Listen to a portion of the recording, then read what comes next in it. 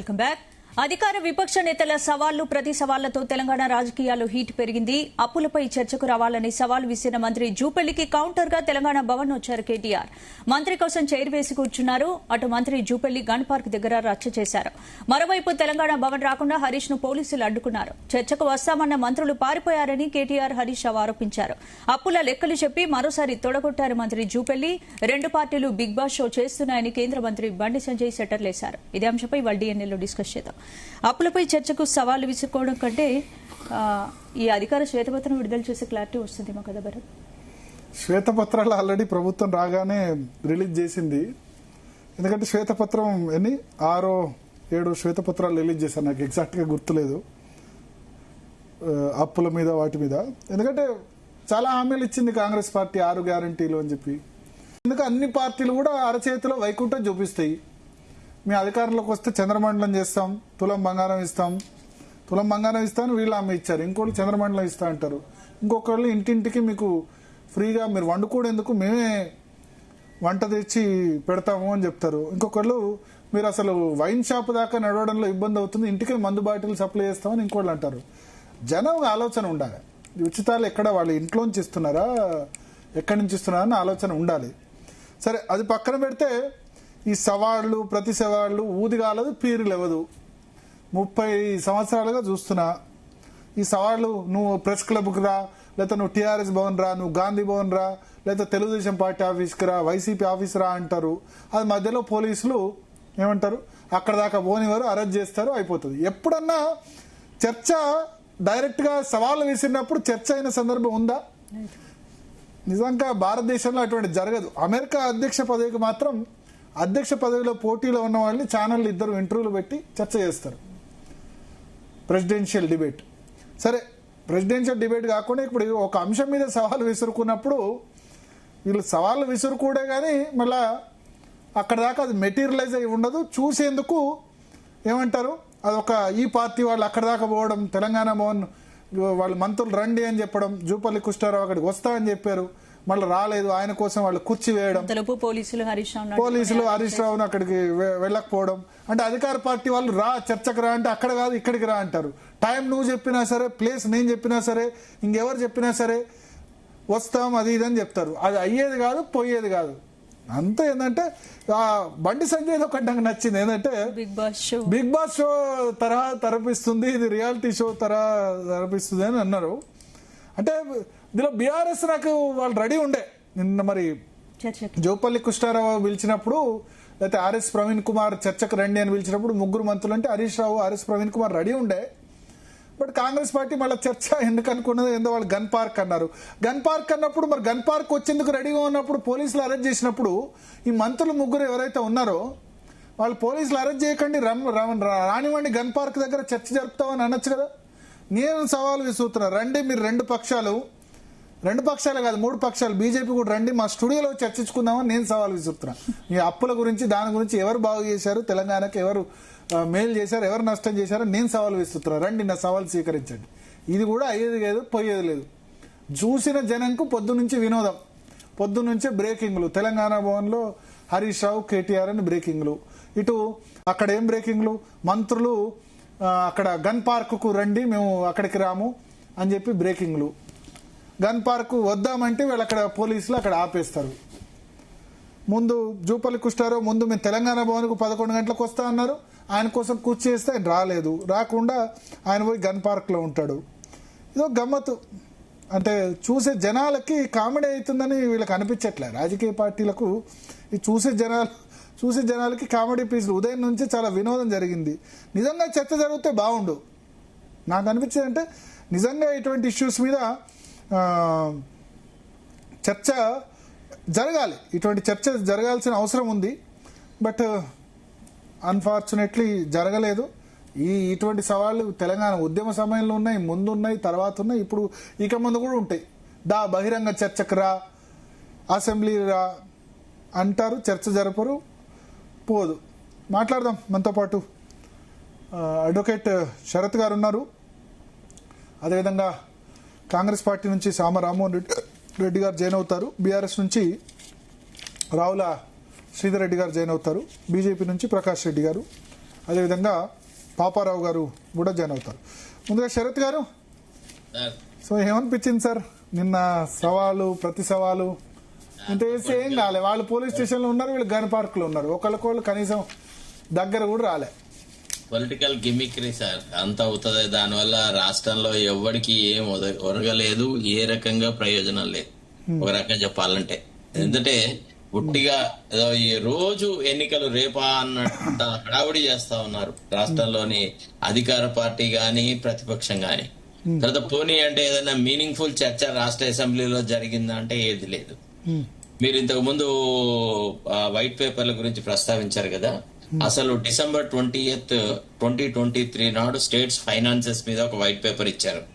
ఆ తర్వాత 21st నాడు పవర్ అండ్ ఎనర్జీ మీద ఇచ్చారు.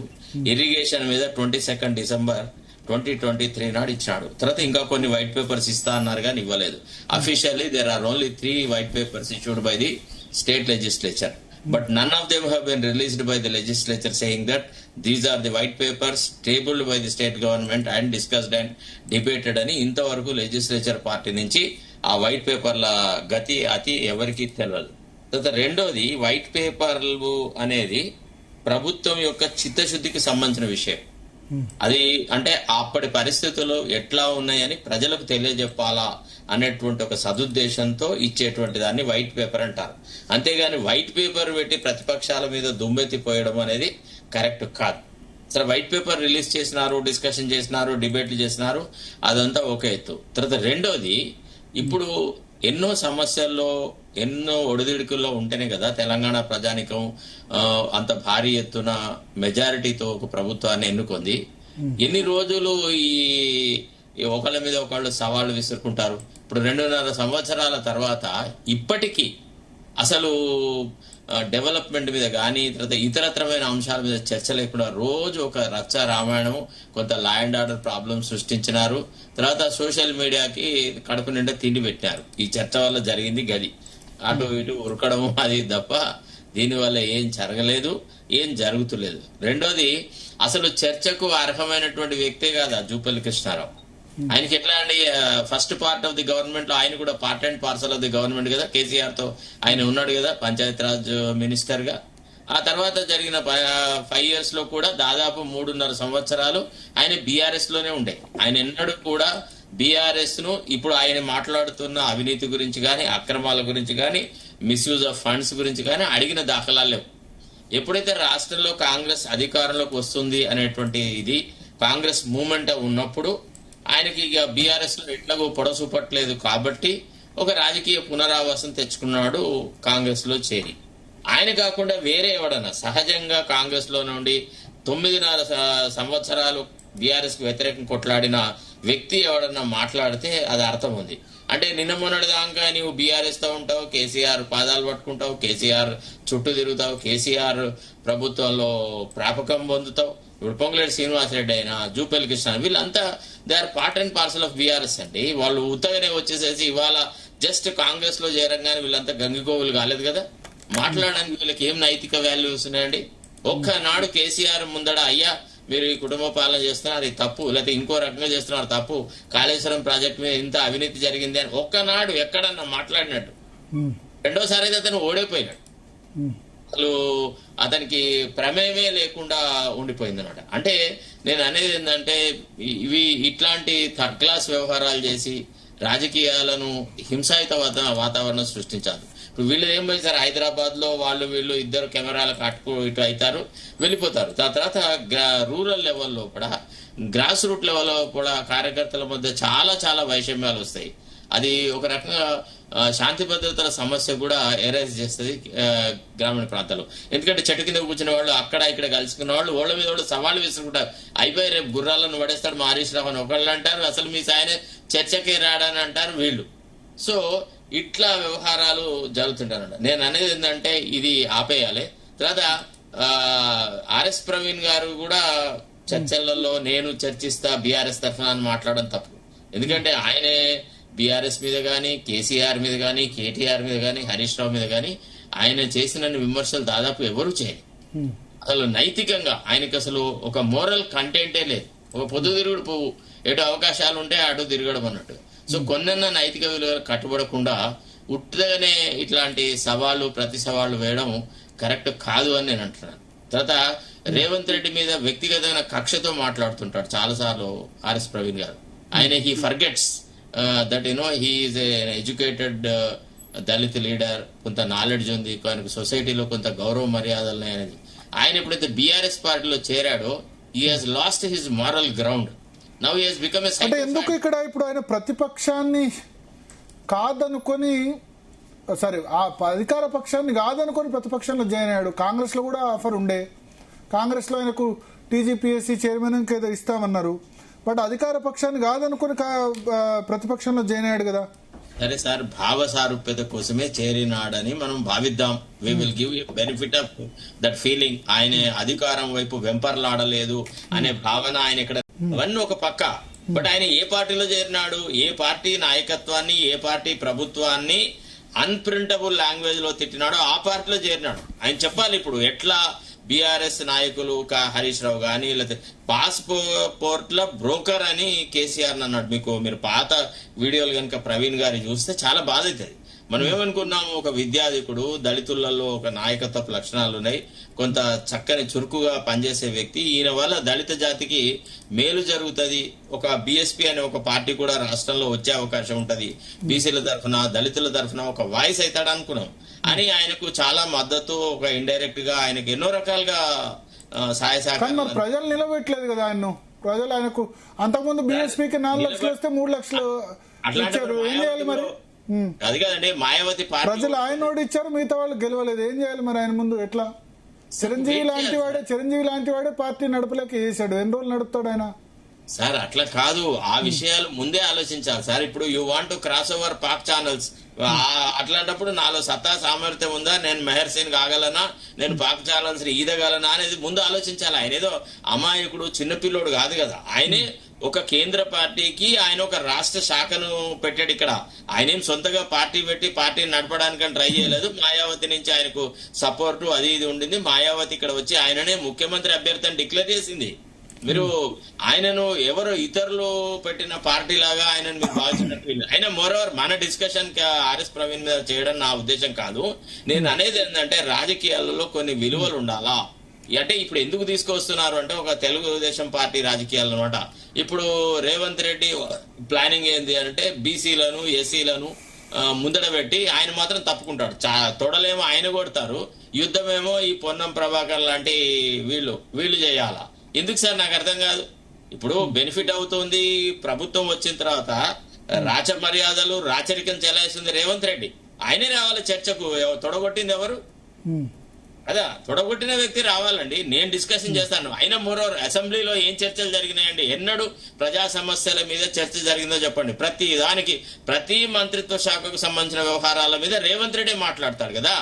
ఇప్పుడు మనం శాసనసభను చూసినాం కదా, అక్కడ విలువైన సభా సమయాన్ని వృధా చేసేసి, దుర్వినియోగం చేసేసి, ఇష్టం వచ్చిన విషయాలు ఇంకా ఎంత అంటే బాధ్యత రహితంగా మాట్లాడితే సుప్రీంకోర్టు కూడా పుల్అప్ చేసింది ఆయనని. నిన్ను వదిలెట్టడమే మేము పొరపాటు చేసినా, నువ్వు ఏది పడుతుందో మాట్లాడుతున్నావు, నీకు సభ్యత సంస్కారం లేదు అని అన్నది. ఏది డిస్క్వాలిఫికేషన్ అప్లికేషన్స్ మీద మాట్లాడుతూ మీరెవరు డిస్క్వాలిఫై గారు, మీకు ఏం జరగదు, వాళ్ళకి జరిగిందా వీళ్ళకి జరిగిందా అని సుప్రీంకోర్టులో పెండింగ్ లో ఉన్న మ్యాటర్లో. సరే, సభా కార్యక్రమాలలో కూడా సుప్రీంకోర్టు ఇంటర్ఫియర్ కాదు కాబట్టి వాళ్ళు కూడా కొన్ని హెచ్చరికలు చేసి వదిలేట్టారు. సో ఈ సంస్కృతి ఇది ఏ రకం కూడా ప్రజలకు ఉపయోగపడేది కాదు. ఇప్పుడు వీళ్ళైనా గానీ తర్వాత ఎంతసేపు ఈ పేక ముక్కలు ఆడితే సార్, అదే కేటీఆర్, గదే హరీష్ రావు, తర్వాత ఈ పొన్నం ప్రభాకర్, వీళ్ళే ఇక్కడ 4 వీళ్ళు, అక్కడ 4 వాళ్ళు. ఇది ఏ రకం కూడా ఇది రాష్ట్ర ప్రయోజనాలను కాపాడేటువంటి దిశలో జరిగింది కాదు. కేవలము పచ్చి రాజకీయాలు చేసి ప్రజల దృష్టిని అసలు సమస్యల నుంచి డైవర్ట్ చేయడానికి ఆడిన ఒక డ్రామా. రేవంత్ రెడ్డి ఆడిన డ్రామాలో బీఆర్ఎస్ వాళ్ళు ఆ ఉచ్చులో చిక్కుకొని అనవసర చర్చలకు రండి. రేవంత్ రెడ్డి ఎందుకు ఇప్పుడు సవాలు విసిరింది ఫస్ట్ ఆర్ఎస్ ప్రవీణ్ కుమార్ కాదు, ముందు ఫస్ట్ రేవంత్ రెడ్డి కూడా సవాలు విసిరాడు. ఆర్ఎస్ ప్రవీణ్ కుమార్ అసలు ఆర్ఎస్ ప్రవీణ్ కుమార్ ఏ హోదాతో సవాళ్లు విసురుతాడో దానికి కాంగ్రెస్ ప్రభుత్వం ఎట్లా రెస్పాండ్ అవుతుంది సార్? దాని అందరూ సవాళ్లు విసిరితే ఎందుకు పట్టించుకోవాలి? What is his? ఆయన శాసనసభ్యుడా? ఆయన ఎప్పుడన్నా మంత్రిగా ఉండేనా? లేదా ఆయనకి ఏం అనుభవం ఉంది, ఏమి అవగాహన ఉంది, ఏ రకమైన పాత్ర ఉంది బీఆర్ఎస్ లో? అంటే మరి బీఆర్ఎస్ కార్యకర్తలు అందరూ సవాళ్ళు విసురుతారా ముఖ్యమంత్రుల మీద, మంత్రుల మీద, లేకపోతే ఇతరుల మీద? వాళ్ళు కరెక్టే చెప్పారు. వాళ్ళు ఏమన్నారు, నీతోనే మేము డిస్కషన్ చేస్తే మీ మంత్రులు రమ్మను అన్నారు. కరెక్టే. స్థాయి కూడా ఉండాలి కదా సార్. ఆర్ఎస్ ప్రవీణ్ కుమార్ ఒక శాసనసభ్యుడైనా, శాసన మండలి సభ్యుడైనా కానీ మనం అతన్ని యాక్సెప్ట్ చేయగలం. కానీ ఆయన మోర్ దెన్ కింగ్స్ లాయల్టీ, అనవసరంగా ఆయన తనకు మించిన బాధ్యతలు టేకప్ చేస్తున్నాడు. That is all only to win the confidence. ఇప్పుడు ఈవెన్ బీఆర్ఎస్ తరఫున పోటీ చేసిన ఆయన ప్రజలు ఆదరించలేదు. మరి దానికి ఏం చేస్తారు? ఆయన is also contested the MP ticket కదా from Nagar Kurnool. Was he appreciated? Because this kind of dirty politics are not appreciated by the people. ఇప్పుడు అట్లా కాదు, సేవాభావంతో సేవ చేసేసి నియోజకవర్గపు ప్రజల యొక్క మన్నలు పొందే కార్యక్రమాలు జరగాలి. రోజు హైదరాబాద్ లో కూర్చొని తెలంగాణ భవన్ కు పోయి ప్రభుత్వాన్ని, ముఖ్యమంత్రిని వాళ్ళని వీళ్ళని తిడితే ఆయన నాయకత్వం పెరుగుతుందన్న భావనలో ఆయన ఉంటే తప్పది. ఎవరు జనరల్ గా యాక్సెప్ట్ చేయరండి. ఇంత రక్కస్ అవసరం లేదు అంటున్నాను నేను. ప్రజాస్వామ్యంలో ప్రజాస్వామ్య రీతిగా వ్యవహారాలు చేయండి. లేదా మీరు ఆర్టికల్ రాయండి. అంత గొప్ప జ్ఞాన సంపద ఉంది కదా. ఇగో కాంగ్రెస్ ప్రభుత్వంలో ఇన్ని అవకతవకలు జరిగినాయి, ఇట్లా జరిగింది, బీఆర్ఎస్ ప్రభుత్వం చేసిన ఘనత ఇది, కాంగ్రెస్ ప్రభుత్వం చేస్తున్న తప్పిదాలు ఇది అని ఒక ఆర్టికల్ రాయండి, ఒక వ్యాసం రాయండి, దాన్ని ప్రచురించండి. తద్వారా మీరు ప్రజల దగ్గరికి వెళ్ళండి.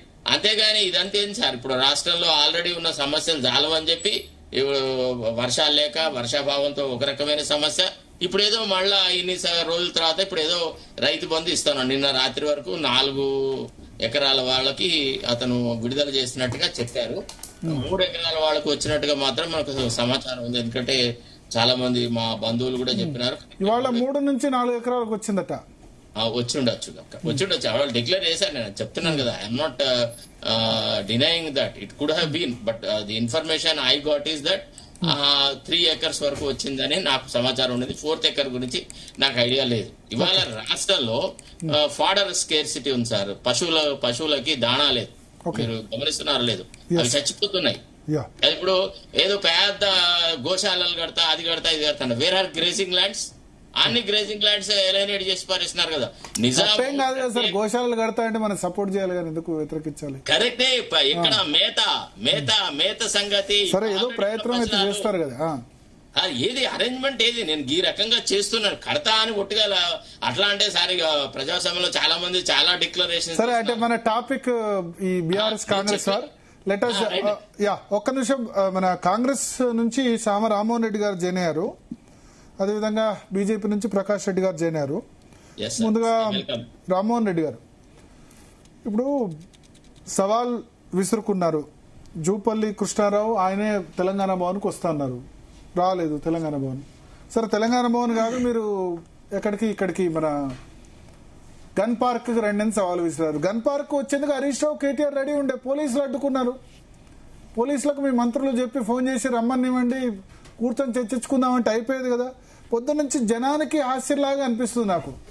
ఊరు కాలేదు, పీరు లేదు అన్నట్టు ఒకళ్ళకొళ్ళు సవాలు విసురుకుంటారు. కానీ అది ఇప్పుడు కాదు, 20-25 ఏళ్ళకి చూస్తున్నారు శరత్ గారు. ఈ సవాళ్ళు విసురుడు, ప్రతి సవాళ్ళు ఉమ్మడి రాష్ట్రం చూస్తున్నారు. అది అయ్యేది కాదు, పోయేది కాదు. నేను సవాలు విసురుతున్నా మీరు రాకముందు. ఏంటంటే మా టీవీ చర్చలో రండి, చర్చించండి. అక్కడంటే పోలీసులు అడ్డుకుంటారు కానీ మా టీవీ ఛానల్కి వస్తే అడ్డుకోరు. మామూలుగా డిబేట్కి వచ్చారనుకుంటారు. మీరు ఇక్కడ వచ్చి చర్చించుకోవడానికి నేను సవాలు విసురుతున్నా. రామ్మోహన్ రెడ్డి గారు సార్, వెంగళరావు గారు కేంద్రంలో ఇండస్ట్రీస్ మినిస్టర్ గా ఉండడం కూడా సవాల్ విసిరినాడు, ఎవరు రాలేదు సార్. నేను అప్పటి నుంచి చూస్తాను, ఇవాళ కాదు నిన్న కాదు ఈ సవాల్. అయితే 50 ఏళ్ళు ఉంది మీరు చెప్పారంటే 50 ఏళ్ళు. ఎందుకంటే నేను జర్నలిజం 20 ఏళ్ళే, నాది 21. I was a journalist at that time. ఇది జరుగుతా ఉంది, ఈ రకమైన వ్యవహారాలు జరుగుతూ ఉండడం అనేది సాధారణం. కాకపోతే ఏంటంటే నేను అనేది ఏంటంటే don't address the gallery, address the issue. That is what the ruling party must do. బాధ్యత అనేది రూలింగ్ పార్టీకి ఉండాలి. ప్రతిపక్షం ఏం మాట్లాడినా ఏం చేసినా దాన్ని వదిలెట్టాలి సార్. రూలింగ్ పార్టీ తన బాధ్యతను తనకు ప్రజలు ఇచ్చిన మ్యాండేట్ ప్రకారమే పోవడంలో ఉందాతనం ఉంటది. ఇప్పుడు మనం మోడీని చూస్తాం. ఒకసారి అవకాశం రామ్మోహన్ రెడ్డి గారికి, ప్రకాష్ రెడ్డి గారు. భరత్ గారు, ముందుగా మీకు ప్యానల్ ఉన్న పెద్దలకి అండ్ జీ తెలుగు ప్రేక్షకులందరూ కూడా గుడ్ ఈవినింగ్. సవాళ్ళు, ప్రతి సవాళ్ళు. కారు కంటే సర్కారు పెద్దది.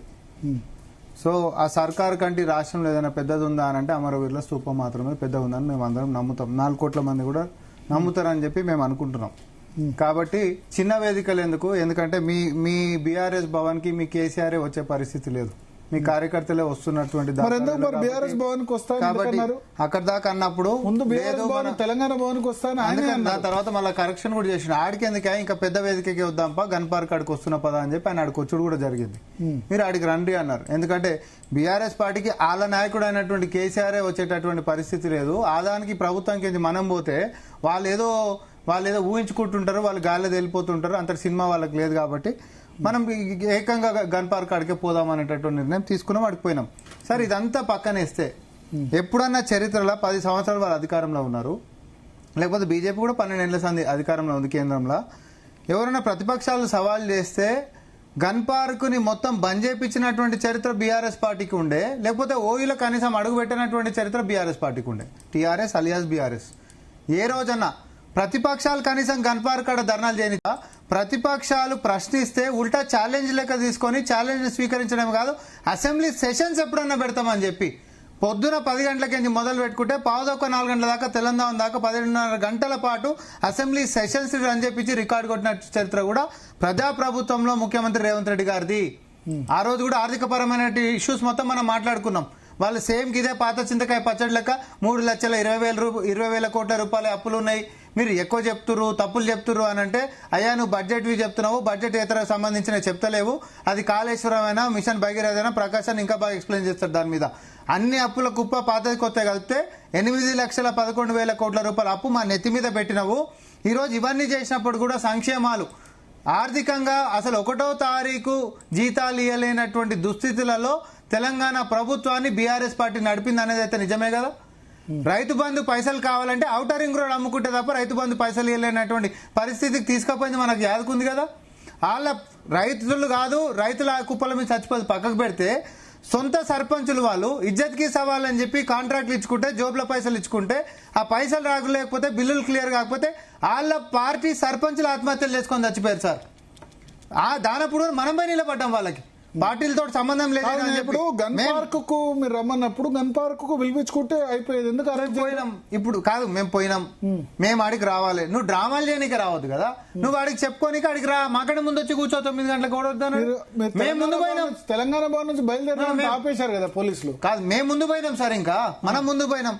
నేను ఇది కూడా అంటున్నా, ఈ రోజు మీరు తీసుకొచ్చినటువంటి సవాల్ ఏంటివండి, ప్రజాస్వామ్యంలో ప్రజాప్రతినిధులకు ఎవరైనా కూడా పోలీసుల అడ్డంకులు లేకుండా, వేదికల డిస్ప్యూట్ లేకుండా అందరం కూడా స్వేచ్ఛగా మాట్లాడుకునేటటువంటి వేదిక అసెంబ్లీ. ఈ చర్చలు ఆర్థికపరమైనటువంటి అప్పుల వ్యవహారమైనా, అది సోషల్ వెల్ఫేర్ వ్యవహారమైనా పారదర్శకంగా ఆధారాలు ఏమున్నా చూపించుకొని మాట్లాడేటటువంటి వెసులుబాటు ఇదే అసెంబ్లీలో ఉంటది కదా. మేము నిజంగానే నీ నోరు గిట్ట నొక్కే ప్రయత్నం గిట్ట చేస్తే ప్రజలు మొత్తం చూస్తూనే ఉంటారు కదా. మరి అట్లాంటప్పుడు ఆ వేదికలు అప్పుడు ఛాలెంజ్ చేసి తొడలు కొడతారు, యూటర్న్ తీసుకొని తోకముడిచి పారిపోతారు. ఇది వీళ్ళకు ఉన్నటువంటి అలవాటు. ఇక ఆరోపణల వ్యవహారం అంటారా, హెచ్సియు వ్యవహారం ఉత్తానే 10,000 కోట్ల రూపాయలు, మూసీ వ్యవహారం ప్రక్షాళన అనగానే 1,00,000 కోట్ల కుంభకోణం అంటారు, హెచ్ఐఎల్టీపీ అనగానే 5,00,000 కోట్ల కుంభకోణం అంటాడు, మరి ఇంకా ఏదో బొగ్గులు అనగానే 20,000 కోట్ల కుంభకోణం. నోటికి ఎంత వస్తే అంత. ఏం సార్ మనం అట్లా మాట్లాడితే జనాలు నవ్వుతున్నారు సార్ అంటే మీకెందుకు రాబాయి, మీరు అవైతే మాట్లాడుర్రి, బట్టగాల్చి మీద వేస్తే వాళ్ళే దూడ్చుకుంటుంటారు. 10 సార్లు అబద్ధాన్ని చెప్తే అదే కొంతమంది కాపో కొంతమంది అన్న నిజం అనుకుంటారు. మన పార్టీది ఒక్కడు కూడా లేదు కదా అనేటటువంటి పరిస్థితుల్లో బీఆర్ఎస్ పార్టీ అలా ఉంది. అది వాస్తవం కాదా? నీకు అసెంబ్లీలో వేదిక ఇచ్చి కాళేశ్వరం కుంభకోణం మీద మాట్లాడదామని చెప్పి పవర్ పాయింట్ ప్రజెంటేషన్ ఇస్తే మామంటే తప్పించుకున్నాడు, నేనేడో తప్పులే పడాలని చెప్పి అల్లుండి పంపిస్తే నా రాజకీయ జీవితం ఏడ ఆగమైపోతుందో అని చెప్పి నువ్వు డుమ్మా కొట్టిపోయినావు. నువ్వు నీ నేతలు మొత్తం బాయ్కాట్ చేసిరు. సెషనే స్టార్ట్ కాకుండా కూడా డుమ్మా కొట్టి బయటికి పోయటం తోక ముడిచి పారిపోయింది అనకపోతే ఏమంటారు సార్? మేము ఛాలెంజ్ స్వీకరించినాం, సెషన్స్ పెంచుతామన్నాం, ఇంకెన్ని రోజులు కావాలని చెప్పని అడిగినాం. ఈ రోజు అధికారంలోకి వచ్చిన తర్వాత ప్రతిపక్షాలు ఏదైనా ఆరోపణ చేస్తే దానికి బజార్లోనే సిద్ధమన్నాం, అసెంబ్లీలోనే సిద్ధమన్నాం. ఈ హైడ్రామాలో ఫోన్ కొట్టి ఇగో చూడండి ఫోన్ ఎత్తుతలేడు, ఆటోల కాడ కెమెరాలు పెట్టుకోండి నేను ఆటోలలో పోతున్నా, ఈ డ్రామా బాధలు నడవవు. మీరు 10 ఏళ్ళు డ్రామాలే చేసిర్రు. ఆర్థికంగా రాష్ట్రాన్ని ఎట్లా దివాలా చేసిరో జనాలకు మొత్తం తెలియదా? మూసిని ప్రక్షాళన చేయగలిగినవా? మెట్రోని ఎక్స్టెన్షన్ చేయగలిగినవా? లేకపోతే సమయానికి కనీసం జీతాలు ఇవ్వగలిగినవా? నిరుద్యోగులకి కొలువులు ఇవ్వగలిగినవా? నీ చరిత్ర ఏందా నువ్వు మమ్మల్ని సవాల్ చేయనికే? మేము వచ్చినాక ఆఖరికి ఉచిత కరెంట్ ఇచ్చినామని అంటాడు. ఉచిత కరెంటు డిస్కంలకు మొత్తం బకాయిలే పెట్టిండు.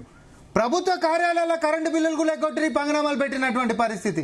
దీనికి ఒక లెక్క పత్రం లేకుండా సంస్థలను మొత్తం విచ్ఛిన్నం చేసేసేసి ఇష్టానుసారంగా తాత ముత్తాతల ఆస్తుల లెక్క రాష్ట్రం ఆస్తులను వ్యవహరిస్తే బిడ్డ ఒక జిల్లాను పంచుకుంటుంది, అల్లుడు ఒక జిల్లాను పంచుకుంటాడు, కొడుకు ఒక జిల్లాను పంచుకుంటాడు, ఆస్తులు పంచుకున్నట్టు ముక్కలు చేసుకొని ఈరోజు కుంభకోణాలకు పాల్పడ్డ వాళ్ళు ఈరోజు సూక్తులు చెప్తామనంటే ఎట్లా సార్? మరి కాంగ్రెస్ ప్రభుత్వం చెప్తున్న ఆర్థిక పరిస్థితి ఇలా ఉంటే మరి దానికి ప్రజలకు వివరించాల్సిన అవసరం ఉంది కదా. అధికార పత్రాలు కానీ శ్వేతపత్రాలు కానీ విడుదల చేసి వాళ్ళకి క్లారిటీ ఇవ్వాల్సిన అవసరం ఉంది. ప్రతిది కూడా ఈరోజు సంక్షేమం ఆర్టీసీ బస్సులలో తిరుగుతుండ్రు. బకాయిలు కట్టకపోతే ఆర్టీసీ నడుస్తుందా అండి? 10,000 పైచీలకు కోట్లు వేసినందుకు పెద్ద ఎత్తున మనం కార్యక్రమం కూడా చేసినాం. దానికి సపరేట్ గా శ్వేతపత్రం ఏంది? 10,000 పైచీలకు కోట్లు కేవలం ఆర్టీసీలో మహిళా మనులని మనం ఉచితంగా ఏదైతే రవాణా కల్పించినామో దాని గురించి పెద్ద ఎత్తున బట్టి విక్రమార్క గారి యొక్క అధ్యక్షతన కార్యక్రమమే చేసి మనము 200 యూనిట్ల కరెంటు బకాయి ఉంటే ఈరోజు నడిచేటటువంటి పరిస్థితి ఉందా? ఆ రోజు అంటే తెలంగాణ రాగానే 2014లో మిగులు బడ్జెట్ తోటి నడిచినాం కాబట్టి వాళ్ళు బకాయిలు పెట్టుకుంటూ పోయినా కూడా నడిచిపోయింది. ఇప్పుడు బకాయిలు పెట్టుకుంటే నడిచే పరిస్థితి లేదు మేడం. అప్పులు అనేటటువంటిది కూడా మళ్ళీ ఇస్తారో ఎవరో కమిషన్ ప్రాధాన్యత వాళ్ళది ఉండే కాబట్టి 11%, 12% దాకా మితిలోకి తీసుకొని వచ్చిండ్రు. ముఖ్యమంత్రి గారు 4 సార్లు కాకపోతే 10 సార్లు ఢిల్లీ పోటీ తిరిగి మాకు అంతంత అయితే భారం అయిపోతుంది సార్, మాకు ఆర్థిక క్రమశిక్షణ జరగాల్సినటువంటి అవసరం ఉందని చెప్పి 4.5 నుంచి 5.5, 6.5% ఇంట్రెస్ట్లు తగ్గించుకొని ఆర్థిక భారాన్ని మనం క్రమశిక్షణలోకి తీసుకొని వచ్చినాం. 1వ తారీఖు జీతాలు ఇస్తున్నామా లేదా? మేము అంత కష్టాలలో నువ్వు ఔటర్ రింగ్ రోడ్ అమ్ముకుంటే తప్ప రైతు బంధు వేయలేనటువంటి పరిస్థితులలో నువ్వుండే, 1వ తారీఖు జీతాలు ఇవ్వలేనటువంటి పరిస్థితులలో నువ్వుండే, మేము వచ్చినప్పటి నుంచి జీతాలైనా అసలు ఎట్లా సాధ్యమైతే అనేటటువంటి సంక్షేమాలు అనేది మనం చేసుకుంటూ పోతున్నాం కదా. ఏ వాగినాయి నాకు చెప్పండి. ఒకసారి అడుగుదాం. రావుల శ్రీధర్ రెడ్డి గారు బీఆర్ఎస్ నుంచి జాయిన్ అయ్యారు, ప్రకాష్ రెడ్డి గారు ఉన్నారు. రావుల శ్రీధర్ రెడ్డి గారు, వినిపిస్తుందా? మ్యూట్ తీసేసి మాట్లాడండి. శ్రీధర్ రెడ్డి గారు వినిపిస్తుందా? బహుశా రెడీ లేనట్టున్నారు. ప్రకాష్ రెడ్డి గారు, ప్రకాష్ రెడ్డి గారు ఏమనిపించింది ఇవాళ ఈ సవాల్లో? టీఆర్ఎస్ కాంగ్రెస్ హెడ్లైన్స్ లో ఉన్నాయి, బీజేపీ లేదు. మీరేం సవాల్ విసిరట్లేదా? హెడ్లైన్స్ కోసమే సవాలు ప్రతి సవాల్ ఫలితమేం రాదు, అందరికి తెలుసు విషయం. హెడ్లైన్స్ ఏంటంటే సవాలు ప్రతి సవాలు మన ఎక్కడ హెడ్లైన్స్ కనపడలేదు. 3rd పేజీ 4th పేజీకో సింగిల్ కాలం ఐటమ్ పోయిందని టీఆర్ఎస్ వాళ్ళకి అర్థమైంది. వాళ్ళు ఏదో ఆరోపణలు మొదలు పెట్టినారు. దానికి ఏంటంటే జూపల్లి కృష్ణారావు గారు కాంగ్రెస్ నాయకుడిగా వాళ్ళతో ములాఖాత్ అయినాడని నా అభిప్రాయం. స్థూతిగా డైరెక్ట్ గా చెప్తున్నా, ములాఖాత్ అయినాడు, సవాలు విసినాడు. అంటే ఇంకా ఆ సవాలు ఒక మంత్రి సవాలు బహిరంగ చర్చ అవసరం లేదు. మంత్రి సవాలు విసిరాల్సింది శాసనసభ లోపల, బయట కాదు. బయట రాజకీయ నాయకులు బయట విసురుకోవచ్చు. ఇప్పుడు మీరు రామ్మోహన్ రెడ్డి గారు, శ్రీధర్ గారు అందరం బయట సవాలు విసురుకోవచ్చు, కానీ మంత్రులు శాసనసభ లోపలనే మంత్రులు మాట్లాడాలి. కాబట్టి ఈ అంశం అంతా కూడా బయటకు ఎందుకు వచ్చిందంటే టీవీ శాసనసభ ఛానల్ ఉంది. ఈ మధ్య కాలంలో పతాక శీర్షికలో మొదటి పేజీలో ఐటమ్స్ వస్తలేవు కాబట్టి కేసీఆర్ గారు టీఆర్ఎస్ పార్టీ దాని పతాక శీర్షిక రావడం కోసం అని ఒక పెద్ద డ్రామా, దానికోసం జూపల్లి కృష్ణారావుకి సహకారం. కాబట్టి కాంగ్రెస్ బీఆర్ఎస్ ఒక్కటే అని చెప్పడానికి ఈ చర్చలు దీని పేరు మీద టీవీలో కనపడే అయితే ఎందుకు సవాలు విసురుకుంటారు ఇద్దరు? ఒకటే మంత్రి సవాలు చేయాల్సింది శాసనసభ లోపల, గాని బయట వాడికి రా ఈడికి రా, నీ భవన్కి వస్తే ఏమైతుంది? టీఆర్ఎస్ భవన్ కి పోయింది అనుకోండి సార్ ఒక మంత్రి గారు, ఏమైతే టీఆర్ఎస్ భవన్ కి పోతే ఆ టీఆర్ఎస్ భవన్ లో ఏమన్నా చర్చంతో వచ్చి ఒక్కొక్కటి మాట్లాడుకుంటారు. మీరు నేను టీఆర్ఎస్ భవన్ కి పోయినా, మీరు మా భవన్ కి వచ్చినా ఏమైతే తురదా? ఎలా కూర్చొని చాయ్ తాగిపోతాం. అది అదే బాలయ్య సినిమా డైలాగ్ ఉంది కదా, టైం నువ్వు చెప్పినా సరే, ప్లేస్ నువ్వు చెప్పినా సరే, ఎక్కడికైనా రెడీ అన్నట్టు ఆ సెన్స్ లో చెప్పారు. వాళ్ళే కుర్చీ వేసి కూర్చోబెట్టారు తెలంగాణ వాళ్ళ కుర్చీ. సరే, అప్పుడు ఆ చర్చను ఒక ప్రతిపక్ష నాయకుడిగా, ప్రతిపక్ష పార్టీగా ఎవరమన్నా మనం సవాల్ విసురుకోవచ్చు సార్. అంటే ఇప్పుడు రామ్మోహన్ విసిరినా, శ్రీధర్ విసిరినా, నేను విసిరినా అది ఒక అర్థం ఉంటది. మంత్రి గారు మాట్లాడిన అదే అంశం అనేది చాలా అంటే ఒక దాన్ని కావాల్సుకొని చేసిండు. ఇద్దరు కలిసి ములాఖాత్ చేసినటువంటి ప్రయత్నంగా మేము భావిస్తాం సార్. ఇట్లా ఏం లేదు, బాగా కనపడాలి కాబట్టి. అయితే రెండో విషయం ఏంటంటే, శాసనసభలో ఆల్రెడీ తెలంగాణ ప్రభుత్వం కాంగ్రెస్ ప్రభుత్వం వచ్చిన తర్వాత శ్వేతపత్రాన్ని శాసనసభలో పెట్టింది సార్. ఈ శాసనసభలో పెట్టిన శ్వేతపత్రమే రికార్డు. ఈ రికార్డును కాదని శాసనసభలో సభా హక్కులు ఒకవేళ తప్పైతే, ఒకవేళ పెట్టిన శ్వేతపత్రమే తప్పైతే ప్రివిలేజ్ నోటీస్ ఇవ్వడానికి ప్రతిపక్ష పార్టీలకు ఈచ్ ఎమ్మెల్యే ప్రతి ఎమ్మెల్యే కూడా అవకాశం ఉండే. ఒక ప్రతిపక్ష నాయకుడే రావాల్సిన అవసరం లేదు. ఉపనాయకుడు ఇవ్వచ్చు, ఇంకో నాయకుడు ఇవ్వచ్చు, విప్ ఇవ్వచ్చు, ఎవరైనా ఇవ్వచ్చు. మరి ఎందుకు ఇవ్వలేదు? ఆ రోజున శ్వేతపత్రం పెట్టిండ్రు, చర్చ జరిగింది శ్వేతపత్రం మీద. ఎందుకు ఇవ్వలే టీఆర్ఎస్ పార్టీ? ఇప్పుడేదో రఘునందన్ గారు ప్రశ్న అడిగారు, నేను చేసిన గింతే. ఈ ప్రశ్నలన్నీ ఏంటంటే అడిగిన ప్రశ్న వేరు, వచ్చిన జవాబు ఒకటి. అది కొంతవరకు అంతవరకే పరిమితమైన జవాబు. తెలంగాణలో గొర్రెల పంపకం దగ్గర నుంచి మొదలు పెడితే, కాళేశ్వరం దగ్గర నుంచి మొదలు పెడితే, మిషన్ భగీరథ దగ్గర నుంచి మొదలు పెడితే, ఇంతకుముందు రామ్మోహన్ చెప్పిన ఫ్రీ కరెంట్ నుంచి మొదలు పెడితే అన్ని అప్పులే చేశారు. నేను ఇంకొక అప్పు రామ్మోహన్ చెప్పలేను, ఒక అప్పు చెప్తా సార్. జిహెచ్ఎంసీలో రాష్ట్ర ప్రభుత్వం యొక్క బంగ్లాలు ఉన్నాయి సార్ జిహెచ్ఎంసీ పరిధిలో. అది సెక్రటేరియట్ కావచ్చు, బూర్గుల రామకృష్ణారావు భవనం కావచ్చు, ఎమ్మెల్యే క్వార్టర్స్ కావచ్చు, స్కూల్ ఎడ్యుకేషన్ బిల్డింగ్స్ కావచ్చు, హెల్త్ బిల్డింగ్స్ కావచ్చు, ఉస్మానియా జనరల్ హాస్పిటల్, ఇవన్నీ కలిపిన బకాయిలు ఉంటాయి తెలుసా సార్? 5,000 కోట్ల రూపాయల బకాయిలు ఉంటాయి సార్ టిఆర్ఎస్ ప్రభుత్వం ఇవ్వాల్సినవి. దాంతో పాటు అప్పటి వరకు జిహెచ్ఎంసీలో 5,000 కోట్ల రూపాయల ఫిక్స్డ్ డిపాజిట్ ఉండే సార్. ఈ డిపాజిట్లు అన్ని కరిగిపోయినాయి. ఈ ఇవ్వాల్సినప్పుడు దీన్ని కూడా మాఫ్ చేసేసారు. 1,800 కోట్లకు పట్టుకొచ్చారు. 5,000 కోట్ల 1,800 కోట్లకు పట్టుకొచ్చారు. మేము ఇచ్చేది గింతే అని. దీంతో పక్కన పెడితే 10,000 కోట్ల రూపాయలు అప్పు చేసారు సార్ జిహెచ్ఎంసీలో. వేరే దగ్గర జిహెచ్ఎంసీలో 10,000 కోట్లు భరించగలుగుతా సార్? 10,000 కోట్లు జిహెచ్ఎంసీలో రెవెన్యూ ఎంత, దానికి ఉన్నటువంటి సంస్థ ఎంత? మేమంటే ఇంకా దానికి పైన ఏం తెలుసిన, మోడీ గారు వచ్చి గిడదిరి కూడా ఏంది మా తిగల బ్రిడ్జ్ దుప్పా అని కేటీఆర్ గారు అన్నారు. నేను అది నాకు అప్పుడప్పుడు మారుమవుతుంటా చెవులల్లా. మీరు అప్పు చేసి రోడ్లన్నీ వేసి బ్రిడ్జ్లన్నీ కట్టి నేను బ్రిడ్జ్ కట్టడం తప్ప రైట చర్చ కాదు. 5,000 కోట్ల రూపాయలు ఉన్నటువంటి రాష్ట్ర జిహెచ్ఎంసీని 15,000 కోట్ల అప్పుకు పట్టుకపోయి మీరు దాంట్లో మళ్ళీ మీరు ఇవ్వాల్సిన డబ్బులు ఇవ్వకుండా ఇవ్వాల్సిన ఫీజు రియంబర్స్మెంట్ అట్లా పెట్టారు. ఆరోగ్యశ్రీ అట్లాగే ఉంది.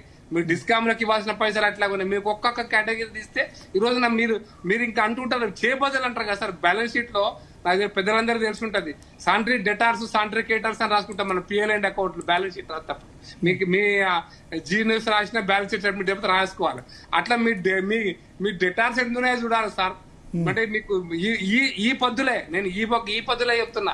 మీరు ఎన్ని కోట్ల రూపాయలు ఆరోగ్యశ్రీకి బాకీ ఉంటుంది, ఎన్ని కోట్ల రూపాయలు ఫీజు రియంబర్స్మెంట్ బాకీ ఉంది, ఎన్ని కోట్ల రూపాయలు మీరు ఫ్రీ కరెంట్ ఇచ్చినందుకు బాకీ ఉంది, ఎన్ని కోట్ల రూపాయలు రైతులకు ఫ్రీ కరెంట్ ఇచ్చినందుకు బాకీ ఉంది డిస్కామ్లకి. ఇవన్నీ తీస్తే ఈ లెక్కలు ఇంకా అప్పులాలు ఉండవు సార్. నేను ఇంకొక అడుగు ముందుకే చెప్తాను, ఈ లెక్కలు ఏవి అప్పులాలు ఉండవు. అప్పుల రికార్డులో ఉండదు. ఇవన్నీ సంట్రీ డేటాస్ మనం బ్యాలెన్స్ షీట్ తప్ప ఎక్కడ చూపించుకోలేము. కాబట్టి అప్పుల కుప్ప చేసినటువంటి టీఆర్ఎస్ పార్టీ అయితే దాన్ని బాగా చేసే ప్రయత్నం చేయకుండా మేము అసెంబ్లీ ఎలక్షన్స్ అప్పుడే చాలా చర్చ పెట్టాం. వాళ్ళు చాలా మంది సీనియర్ నాయకులు చాలా మంది వచ్చారు. మీకేం తెలుసా అదే టీఆర్ఎస్ చేయలేకపోయింది మీరు చేయలేరు అంటే మీకేం తెలుసా? మా దగ్గర ప్రపంచ ప్రఖ్యాతి గాంచిన ఆర్థికవేత్తలు ఉన్నారు మా దేశంలో, మా పార్టీలో. మీకేం తెలుసు? అన్ని చేయగలుగుతామన్నారు. మరి చూడండి మా బడ్జెట్ ఎంత అద్భుతంగా చేసుకుంటామన్నారు. ఇప్పుడు వాళ్ళు కూడా అదే భూములు అమ్మకపోతే రైతు భరోసా ఇచ్చే పరిస్థితి లేదు. భూములు అమ్మకపోతే ఇంకో పని చేసే అప్పులు కేసీఆర్ గారు రేవంత్ రెడ్డి గారు చెప్పింది కరెక్ట్. అప్పులు పుడతలేవు. ఇక అప్పులు పుట్టకపోతే ఇంకేంది ఆస్తులు అమ్ముకోవడమే కదా. ఇక అప్పులు పుట్టకపోతే చేసే పని ఆస్తులు అమ్ముకోవడమే. అదే పని చేస్తుంది. అయితే ఇవి రెండు ఒకటే బాటలు పోతున్నాయి. అయితే దీనికి సవాలు ఏంటంటే ఈ రోజు చర్చలో ఉండడం కోసం, ప్రజలలో అంటే మా పతాక శీర్షికలో వార్తలు రావడం కోసం తప్ప దీంట్లో ఎటువంటి వాస్తవాలు లేవు. మీరు శాసనసభలో ఈ విషయంలో నిజంగా కాంగ్రెస్ పార్టీకి చిత్తశుద్ధి ఉంటే తరోగా చర్చ పెట్టాలి. మధ్య వీళ్ళు ఒక్కటే తరోగా చర్చ పెట్టాలి. కేటీఆర్ రావాలంటారు. కేటీఆర్ వస్తాడా రాడా పక్కన పెడతాం సార్. చాలా మంది పార్లమెంట్ కూడా కొంతమంది రారు. లాంగ్ లీవ్ సిక్కున్న వాళ్ళు రారు. కేటీఆర్ కోసం అని చెప్పి సభను అడుగుతలేదు సార్. కేటీఆర్ కోసం సభ కాదు సార్, శాసనసభ్యుల కోసం సభ. కాబట్టి కేటీఆర్ రాకపోయినా వచ్చినా సభను సజావుగా జరపాల్సిన బాధ్యత అధికార పార్టీది. ప్రతిపక్ష పార్టీగా పాల్గొనాల్సిన బాధ్యత ప్రతిపక్ష పార్టీది. బాధ్యత కేటీఆర్ బాధ్యత లేకపోతే ప్రజలు డిసైడ్ చేస్తారు. డిసైడ్ చేస్తారు సార్. శ్రీరెడ్డి గారు చెప్పండి సార్. అదే మరి తెలంగాణ భవన్ పోయే వాళ్ళు డైరెక్ట్ గన్ పార్క్ పోతే అయిపోతున్నాయి. తెలంగాణ భవన్ పోయి మళ్ళీ గన్ పార్క్ ఎందుకు? అక్కడ పోతే ఎట్లా పోలీసులు వస్తారని తెలుసు కదా. వాళ్ళ మంత్రులు గన్ పార్క్ వస్తామన్నారండి. అవును, మీరు డైరెక్ట్ గన్ పార్క్ పోతే అయిపోతుండే. మళ్ళీ తెలంగాణ భవన్ దగ్గర గ్యాదరింగ్ అయ్యేందుకు అంటారా? మా పార్టీ ఆఫీస్ దగ్గర మేము గ్యాదర్ కాకపోతే ఆపుతారని తెలుసు కదా. మీ పార్టీ ఆఫీస్ దగ్గర అయితే కదా ఇదివరకు చాలా సందర్భాలు జరిగింది కదా అట్లా. భరత్ గారు ముందు జూపల్లి కృష్ణారావు గారు ఏమన్నారు, నేను తెలంగాణ భవన్ కు వస్తాను అవసరమైతే, వచ్చి మీరు మాట్లాడదా అని చెప్పిండు. అందుకనే తెలంగాణ భవన్ లో మా హాల్లో వారికి బ్రహ్మాండంగా కుర్చీ చేశాం, పోచంపల్లి షాల్ తీసుకొచ్చి పెట్టాం, తర్వాత అన్ని రకాల ఏర్పాట్లు చేశాం, మంచినీళ్ళు తెచ్చిపెట్టాం, అన్ని తెచ్చాం. వారు వస్తే మాట్లాడదాం అనుకున్నాం, వారు రాలేదు. గన్పార్క్ దగ్గరికి మంత్రులు వస్తారని చెప్పారని చెప్పి మన గురుకుల కుంభకోణాలకు సంబంధించి హరీష్ రావు గారు మిగతా నాయకులు బయలుదేరితే అరెస్ట్ చేసి వాళ్ళని తీసుకుపోయి కంచన్బాగ్ పోలీస్ స్టేషన్ లో పెట్టారు. సరే మళ్ళీ మంత్రులు ఆడున్నారు కదా, వీళ్ళు అరెస్ట్ చేసింది కదా అని చెప్పేసి కేటీఆర్ గారు మేమందరం కలిసి పోదామని బయలుదేరితే బయటికి రాగానే స్థానిక అడిషనల్ డీసీపీ గారు, ఏసీపీ గారు, పోలీసులు పెద్ద ఎత్తున వచ్చి మీరు పోవడానికి వీల్లేదు, మా ప్రభుత్వం మిమ్మల్ని అక్కడికి పోవద్దని చెప్పారు, మాకు పైనుంచి ఆర్డర్స్ ఉన్నాయని చెప్పారు. నేనేమంటున్నా అంటే సవాల్ చేయడం ఎందుకు, చదువుకొని పోవడం ఎందుకు, గొడవ కొట్టడం ఎందుకు, తోక ముడవడం ఎందుకు? ఎవరు అడిగింది జూపల్లి కృష్ణారావు గారిని నేను సవాల్ చేయమని? ఇప్పుడు నువ్వు అప్పులు ఇంత చేస్తావు అంత చేస్తావు అని చెప్తివి, మేము సిద్ధంగా ఉన్నాం రాబాబు అని చెప్పినాము, మా ఆఫీస్కి వస్తా అని చెప్పినారు, బ్రహ్మాండంగా వెల్కమ్ చేద్దామని చెప్పేసి వాళ్ళు చూస్తే రాకుండా మీరు తోక ముడిచి పారిపోయి మమ్మల్ని అంటే వస్తుందండి, నాకు అర్థం కాదు. కాబట్టి ఇట్లా చేసిండ్రు, అట్లా చేసిండ్రు, అప్పులు తెచ్చిండ్రు. ఇప్పుడు ప్రకాష్ రెడ్డి గారు ఉన్నారు బీజేపీ నుంచి, రామ్మోహన్ ఉన్నాడు కాంగ్రెస్ నుంచి. ఏ ప్రభుత్వం అయినా అప్పు చేయకుండా నడుస్తుందా? శరత్ గారు being an advocate, I think అందరూ జర్నలిస్ట్. ఇక్కడ అప్పు చేయకుండా కాదు కానీ ఎంత అప్పు అన్నది 8,11,000 కోట్ల, మీరు చెప్తున్నట్టు 3 లక్షల కోట్ల అన్న విషయం మీద వివాదం. ఇప్పుడు ఎఫ్ఆర్బిఎం పరిధిలో ఉన్నటువంటి లోన్స్ కాకుండా జనరల్ గా కొత్త రాష్ట్రం కాబట్టి చాలా ఫ్లాగ్షిప్ ప్రోగ్రామ్స్ తీసుకున్నాం కాబట్టి కొంతమేరకు ప్రతిపాదిత అప్పులు స్పెసిఫిక్ లోన్స్ తీసుకుంటే ఆ అంశాల కోసం తీసుకుంటారు, దాని ఆధారంగా మళ్ళీ పే చేస్తారు. కాబట్టి అన్నిటిని ఒకటే కాటన కట్టి ఇష్టారీతిని, అందుకే చెప్పాను, చాలా సార్లు చెప్పాను, 2.5 సంవత్సరాలు చెప్పాను, అప్పు తీసుకొచ్చిన ప్రతి రూపాయిని ఏ అంశం కోసమే తీసుకొచ్చినామో అప్పు తీసుకొచ్చిన ప్రతి రూపాయిని రాష్ట్రానికి ఆస్తిగా మార్చున్నాము. తెలంగాణ ప్రజలకు 100 ఏళ్ల పైగా ఆస్తిగా మార్చున్నాము. కాళేశ్వరం ప్రాజెక్ట్ అయి ఉండొచ్చు, టోటల్ ప్రాజెక్ట్ 3 బ్యారేజ్ల నుంచి మొదలుపెట్టి 19 రిజర్వాయర్ నుంచి మొదలుపెట్టి నేను చెప్పిన పంప్ హౌస్లు, tunnels, pumping stations, whatever you have in the total project, comprehensive project లో ఉన్నటువంటి టోటల్ ఐటమ్స్ ఏదైతే ఉన్నాయో అవన్నీ కూడా తెలంగాణ రాష్ట్రాన్ని చెందుతాయి. మిషన్ భగీరథలో కట్టినటువంటి మొత్తం ఇన్ఫ్రాస్ట్రక్చర్ అయి ఉండొచ్చు, విద్యుత్ ప్రాజెక్టులు అయి ఉండొచ్చు, 7,000 మెగావాట్ల నుంచి 18,000 మెగావాట్ల ఉత్పత్తి సామర్థ్యాన్ని కోసం పోయినటువంటి విద్యుత్ ప్రాజెక్టులు అయి ఉండొచ్చు, హైదరాబాద్ నగరాన్ని అన్ని రకాలుగా చేసినటువంటి అభివృద్ధి అయి ఉండొచ్చు, స్కూళ్ళు అయి ఉండొచ్చు, లేకపోతే హాస్పిటల్స్ అయి ఉండొచ్చు. అన్ని రంగాల్లో చేసిన అభివృద్ధికి రాష్ట్ర ఓన్ ట్యాక్స్ రెవెన్యూతో పాటు అదనంగా చేకూర్చుకున్నటువంటి నిధులు ఇవన్నీ ఎక్కడికి పోయినాయండి? ఏమన్నా మా జేబులలోకి పోయినాయా? నేను అడుగుతున్నా, రేవంత్ రెడ్డి గారి ప్రభుత్వం డిసెంబర్ 2023లో వస్తే ఇవాళ వరకు మీరు లిస్ట్ చూపించండి. మీకు కావాలంటే నేను నెలవారీగా మీకు చూపిస్తా ఎంత అప్పులు చేసిండ్రో. నెలవారీగా ఏ నెలైనా అప్పు లేకుండా గడిచిందా? ఈ నెలలోనే జూన్ 2026లో 13,000 కోట్ల అప్పు తీసుకొచ్చినారు, మేలో 6,000 తీసుకొచ్చినారు, ఏప్రిల్లో 6,900 కోట్లు తీసుకొచ్చినారు. నేనేమంటున్నా, మరి 4,14,000 కోట్లు ఓవరాల్ గా మీరు ఈ యొక్క 2.5 సంవత్సరాల్లో చేసినారు. మరి మేము 10 సంవత్సరాల్లో చేసిందంటే మేము మాకు లెక్క చెప్తాం, ఎందుకు తెచ్చినాం, ఎక్కడో తెచ్చినాం. ఏదైనా కానీ ప్రభుత్వం బడ్జెట్ పెట్టినప్పుడు ఓన్ ట్యాక్స్ రెవెన్యూ కావచ్చు, సెంట్రల్ గవర్నమెంట్ ఎయిడ్ కావచ్చు, అన్ని భూమి ఏమైనా గ్యాప్ ఉంటే ఆ లోన్ ప్రతిపాదిస్తారు, ఎఫ్ఆర్బిఎం లెక్కల ప్రకారం లోన్ తీసుకొచ్చుకుంటారు. ఇది కొత్త విషయం కాదు. అదే విషయాన్ని చెప్పేదో అప్పులు తీసుకొచ్చి ఏమీ చేయలేదన్నట్టు అందరు జేబుల్లో వేసుకున్నట్టు. మరి ఈ 4,14,000 కోట్లు 2 సంవత్సరాలు తెచ్చింది రేవంత్ రెడ్డి గారి జేబులో పోయిందా? ఉత్తమ్ రెడ్డి జేబుల్లో పోయిందా? జూపల్లి కృష్ణారావు జేబులో పోయిందా? పొన్నం ప్రభాకర్ జేబుకు పోయిందా? లేకపోతే అడ్డూరి లక్ష్మణ్ కుమార్ గారి జేబులో పోయిందా? ఇది ఊరికే మనం మాట్లాడుకుంటే, రాష్ట్రం గురించి మాట్లాడుకుంటప్పుడు ఇక దానికి తోడు నిన్న తిట్టడము, ఆ రైతుల భరోసా మీటింగ్ పెట్టుకోవాలి, కేసీఆర్ గారు పట్టుకొని పశుపతి నేను తారాలు వేసినా, తప్పులు పెట్టినా, తలుపులు వేసినా. ఇప్పుడు ఈ భాష ముఖ్యమంత్రి గారు రైతుల మీటింగ్ లో మాట్లాడాల్సినటువంటి భాషన. నేను గొలుసులేసి కట్టినా, ఇక వచ్చేటోళ్ళు లేనే లేరు, రారు.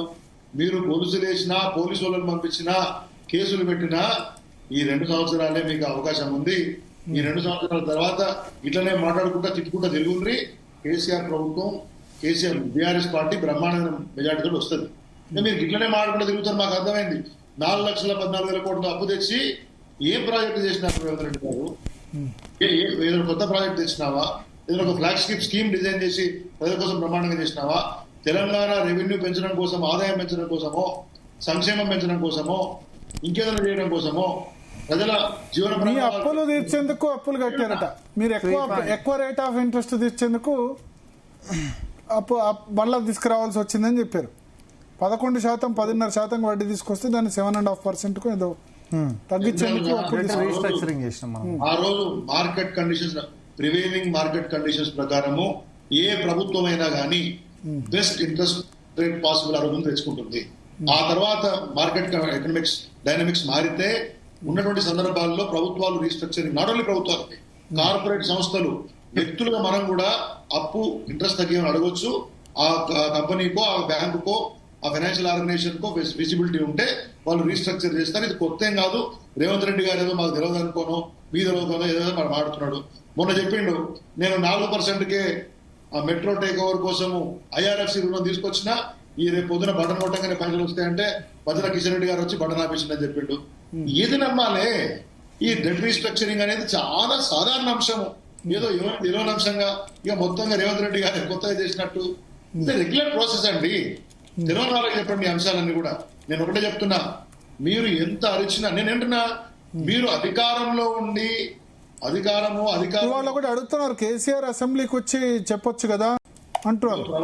ఇంతకుముందు ప్రకాష్ రెడ్డి గారు మంచి మాట చెప్పారు.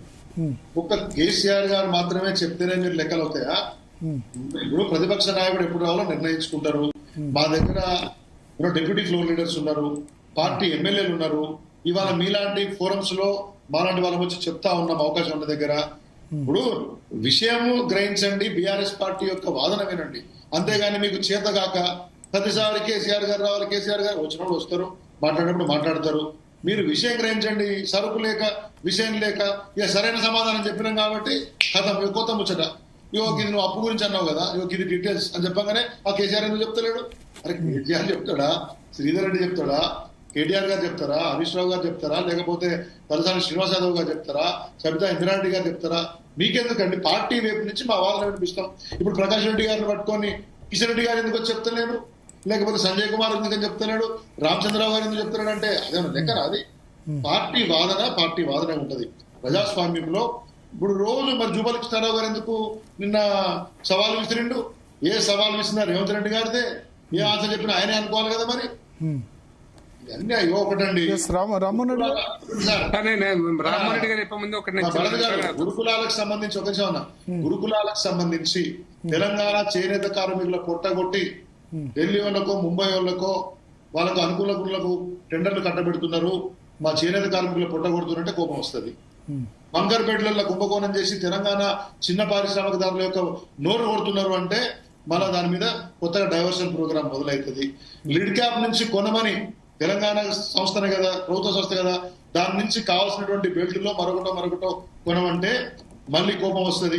ఇక మీరు చూడండి, ఏ చెప్పినా గానీ ఆఖరికి తెలంగాణ వాళ్ళు, మన చేనేత కార్మికులు స్కూళ్లలో కావాల్సిన స్కూల్ యూనిఫామ్స్, బెడ్షీట్లు, తర్వాత మీరు ఏమంటారు ట్రంక్ పెట్టెలు సరఫరా చేయలేనటువంటి దరిద్రమైన పరిస్థితిలో మనం ఉన్నామా? ఎవడో ముంబై వానికి, ఢిల్లీ వానికి ఆల్రెడీ ఇచ్చి ఉన్నటువంటి జీవోలు తుంగల దొక్కి హైకోర్టు ఆర్డర్ వేస్తే కూడా చేయకుండా అడ్డగోలు రేట్ల కట్టు పెడితే మేము అడిగితే ఇక మీకు కోపం వస్తుంది. మీ మంత్రులు, నేను చెప్తున్నా ఇవాళ, మీ మంత్రులకు ఎవరైతే సంక్షేమం చూస్తున్న, బీసీ సంక్షేమం, ఎస్సీ సంక్షేమం చూస్తున్న మంత్రులకు అవగాహన లేదు. సీఎంఓ నుంచి వారు ఉన్నటువంటి యొక్క కొన్ని షాడోలు ఉన్నారు మినిస్టర్లు మన దగ్గర. ఆ షాడో మినిస్టర్లు టెండర్లను శాసిస్తున్నారు, పుట్టగొడుతున్నారు. ఇవాళ ఇది కనబడతా ఉంది. దాన్ని ప్రూవ్ చేస్తామంటే మీకు కోపం వస్తుంది.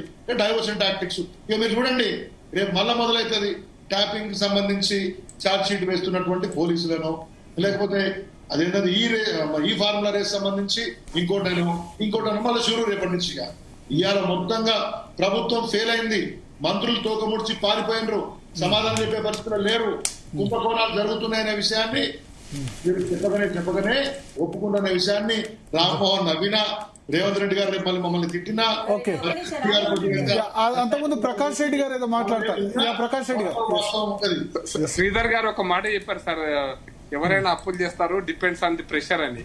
అయితే మీకు ఒక్కటి, మీ ద్వారా ప్రజలకు అర్థమయ్యే భాషలో చెప్పాలనుకుంటున్నాను. సివిల్ స్కోరింగ్ ని బట్టి ఇంట్రెస్ట్ రేట్ కూడా ఆధారపడి ఉంటుంది సార్. అట్లనే తెలంగాణ ప్రభుత్వం, అప్పుడున్న తెలంగాణ ప్రభుత్వం క్రెడిబిలిటీని బట్టే ఇంట్రెస్ట్ రేట్లు డిసైడ్ అయినాయి సార్. మరి ఇప్పుడు తగ్గిందంటే క్రెడిబిలిటీ ఎక్కువ ఉందా? సార్ ఇప్పుడు రేవంత్ రెడ్డి గవర్నమెంట్ లో ఇంట్రెస్ట్ రేట్ తగ్గిందంటే ఇప్పుడు రేవంత్ రెడ్డి ఉందా? రేవంత్ రెడ్డి ఏం తగ్గలేదు సార్. నితిన్ నవీన్ గారు తిట్టిపోయిండు. సార్ మా ఎపిసోడ్ అది కాదు. ప్రకాశ్ ఒక సెకండ్ ఆయన సీజర్ అన్న ఫినాన్స్ డిపార్ట్మెంట్ లోనే చేసిండు. ఆయనకు అన్ని తెలుసు నువ్వు చెప్పేటివి. ఆయన కావాలని అట్లా డిఫైన్ చేస్తుండు. ఆయనకు తెలియక కాదు, ఆయనకు సిబిల్ స్కోర్ తెలియక కాదు, రేట్ ఆఫ్ ఇంట్రెస్ట్ ఎందుకు ఎక్కువైతే అనేది ఆయనకు తెలియక కాదు. ఇక చేయాలి కాబట్టి తొండికి మాట్లాడుతున్నాను. మనం తొండికి మాట్లాడటంతో ఏం మాట్లాడతాం మనం? ఒకసారి ఇప్పుడు నాకు ఒక్కసారి, ఎందుకంటే అప్పుల గురించి చెప్పిండు. ఇస్తా ఒక్క నిమిషం. ప్రకాష్ రెడ్డి గారు సార్ కాళేశ్వరం ప్రాజెక్ట్ లో 10.8% ఇంట్రెస్ట్ కూడా పోయినారు సార్. ఎందుకు అంటే డిస్ట్రెస్ క్రెడిట్ కోసం పోయినారు సార్. అంటే ఒత్తిడిలో తప్పని పరిస్థితుల్లో క్రెడిట్ వేసుకోవడం కోసం ఇక మీరు ఎంత పైసలు అవసరం ఉన్నదంటే ఎంత ఇస్తారు కదా సార్. అట్లాంటి డిస్ట్రెస్ లో పోయి తెచ్చుకున్నారు అనేది నా అభిప్రాయం. ఓకే, ఎస్ రామ్మోహన్ రెడ్డి గారు. సరే, ఇప్పుడు ఇందాక శ్రీధర్ రెడ్డి గారు ఒక మాట అన్నారు, అప్పులు చేసిండ్రు దగ్గర 4 లక్షలు చేసిండ్రు. 2023 డిసెంబర్ మేము వచ్చినప్పటి నుంచి 2026 దాకా చేసినటువంటి అప్పు 3,47,000 కోట్ల రూపాయలు. అయితే దాంట్లో పాత అప్పులు, దాని కిస్తీలు, దాని మితీలు అనేటటువంటి 3,30,000 కోట్ల రూపాయలు మనం తిరిగి కట్టుడే సరిపోయింది. FRBM లిమిట్స్ లోనేమో మనం 70,000 కోట్ల రూపాయల అప్పు మాత్రమే చేస్తే ఆల్రెడీ రీపేమెంట్స్ 95,000 కోట్ల రూపాయల రీపేమెంట్స్ మనం చేసినాం.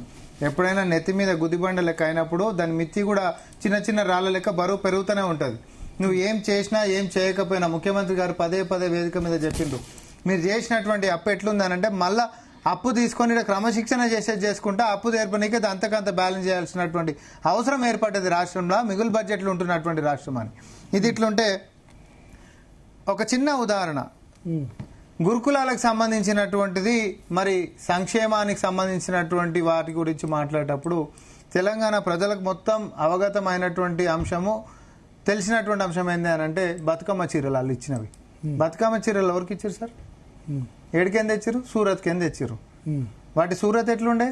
మహిళలు మొత్తం కూడా తీసుకొని పోయి రోడ్డు మీద వేసి తలగబెట్టేటటువంటి సూరత్ ఉండే. సూరత్ చీరలు సూరత్ బాగాలేకుండే కాబట్టి అవి కనీసం కట్టుకోనిక లేవు కాబట్టి పిట్టల నెలగొట్టనీకనో లేకపోతే అయినా కూడా అవమానిస్తారా మీరు మమ్మల్ని ఇట్లా అని చెప్పేసి నడి రోడ్డు మీద తగలబెట్టినటువంటిది ఉండే. మనం బతుకమ్మ చీరలు ఎవరికి ఇచ్చినామండి? బతుకమ్మ మనం ఇంద్రమ్మ చీరలు అని అంటున్నాం. దాని చీరలు ఎవరికి ఇచ్చినాం? చేనేత కార్మికులకి ఇవ్వలే. ఈరోజు పిల్లలకి కనీసం 10 ఏళ్లలో ఏ రోజైనా పుస్తకాలు కానీ యూనిఫామ్లు కానీ సకాలంలో అందించినటువంటి చరిత్ర బీఆర్ఎస్ పార్టీకి ఉండేనా? మనం వచ్చిన తర్వాత యూనిఫామ్లు ఎవరికి ఇచ్చినాం? మన సహకార సంఘం మహిళలకే ఇచ్చినాం కదా. మహిళల యొక్క అభ్యున్నతి కోసం కదా. ఈ రాష్ట్రంలో టెండర్లైనా ఇంకొకటైనా చేరేటటువంటిది పైసలు బయటికి పోతూ మళ్ళీ మన ప్రజలకే రావాలి. చిన్న కాంట్రాక్టర్లకు అవకాశం ఉండే ఒకటి పెద్ద ఎత్తున వాళ్ళకి ఇవ్వడం వల్ల అది కూడా వాళ్ళు అనేది మీ ఆరోపణ ఏంది? మార్వాడి గుజరాత్ అంతేనా శివర్ రెడ్డి గారు? తెలంగాణ కాంట్రాక్టులు కాకుండా వేరే రాష్ట్రం వాళ్ళకి పోయినాయి అంతేనా మీరు అనేది? నేను ఎవరో కాదండి, మన రాష్ట్ర మంత్రి కొండా సురేఖ గారు ముఖ్యమంత్రి గారికి లెటర్ రాశారు 17/6/2024. ఏంటంటే అయ్యా చేనేత ఉత్పత్తులను కేంద్రీకృత టెండర్ విధానం నుంచి మినహాయించి దయచేసి ఎవరికో ఇవ్వకుండా మన చేనేత ఉత్పత్తిదారులకు ఇవ్వండి అని గౌరవ ముఖ్యమంత్రి వర్యుల దయాపూర్వక పరిశీలనార్థం తగిన ఆదేశాలకు అని చెప్పేసి కొండా సురేఖ గారు 17వ తారీఖు రాసిండ్రు. ఎందుకు రాసిండ్రండి? వీళ్ళకి ఇంకా స్కూల్ యూనిఫామ్స్ మరి ఇవన్నీ కూడా తెలంగాణ చేనేత కార్మికులకు ఇస్తే టెస్కో ద్వారా కొనాలి. మనం టెస్కో ద్వారా కొనాలి. టెస్కో కోర్టుకు పోయింది. టెస్కో కోర్టు ఏం చెప్పింది?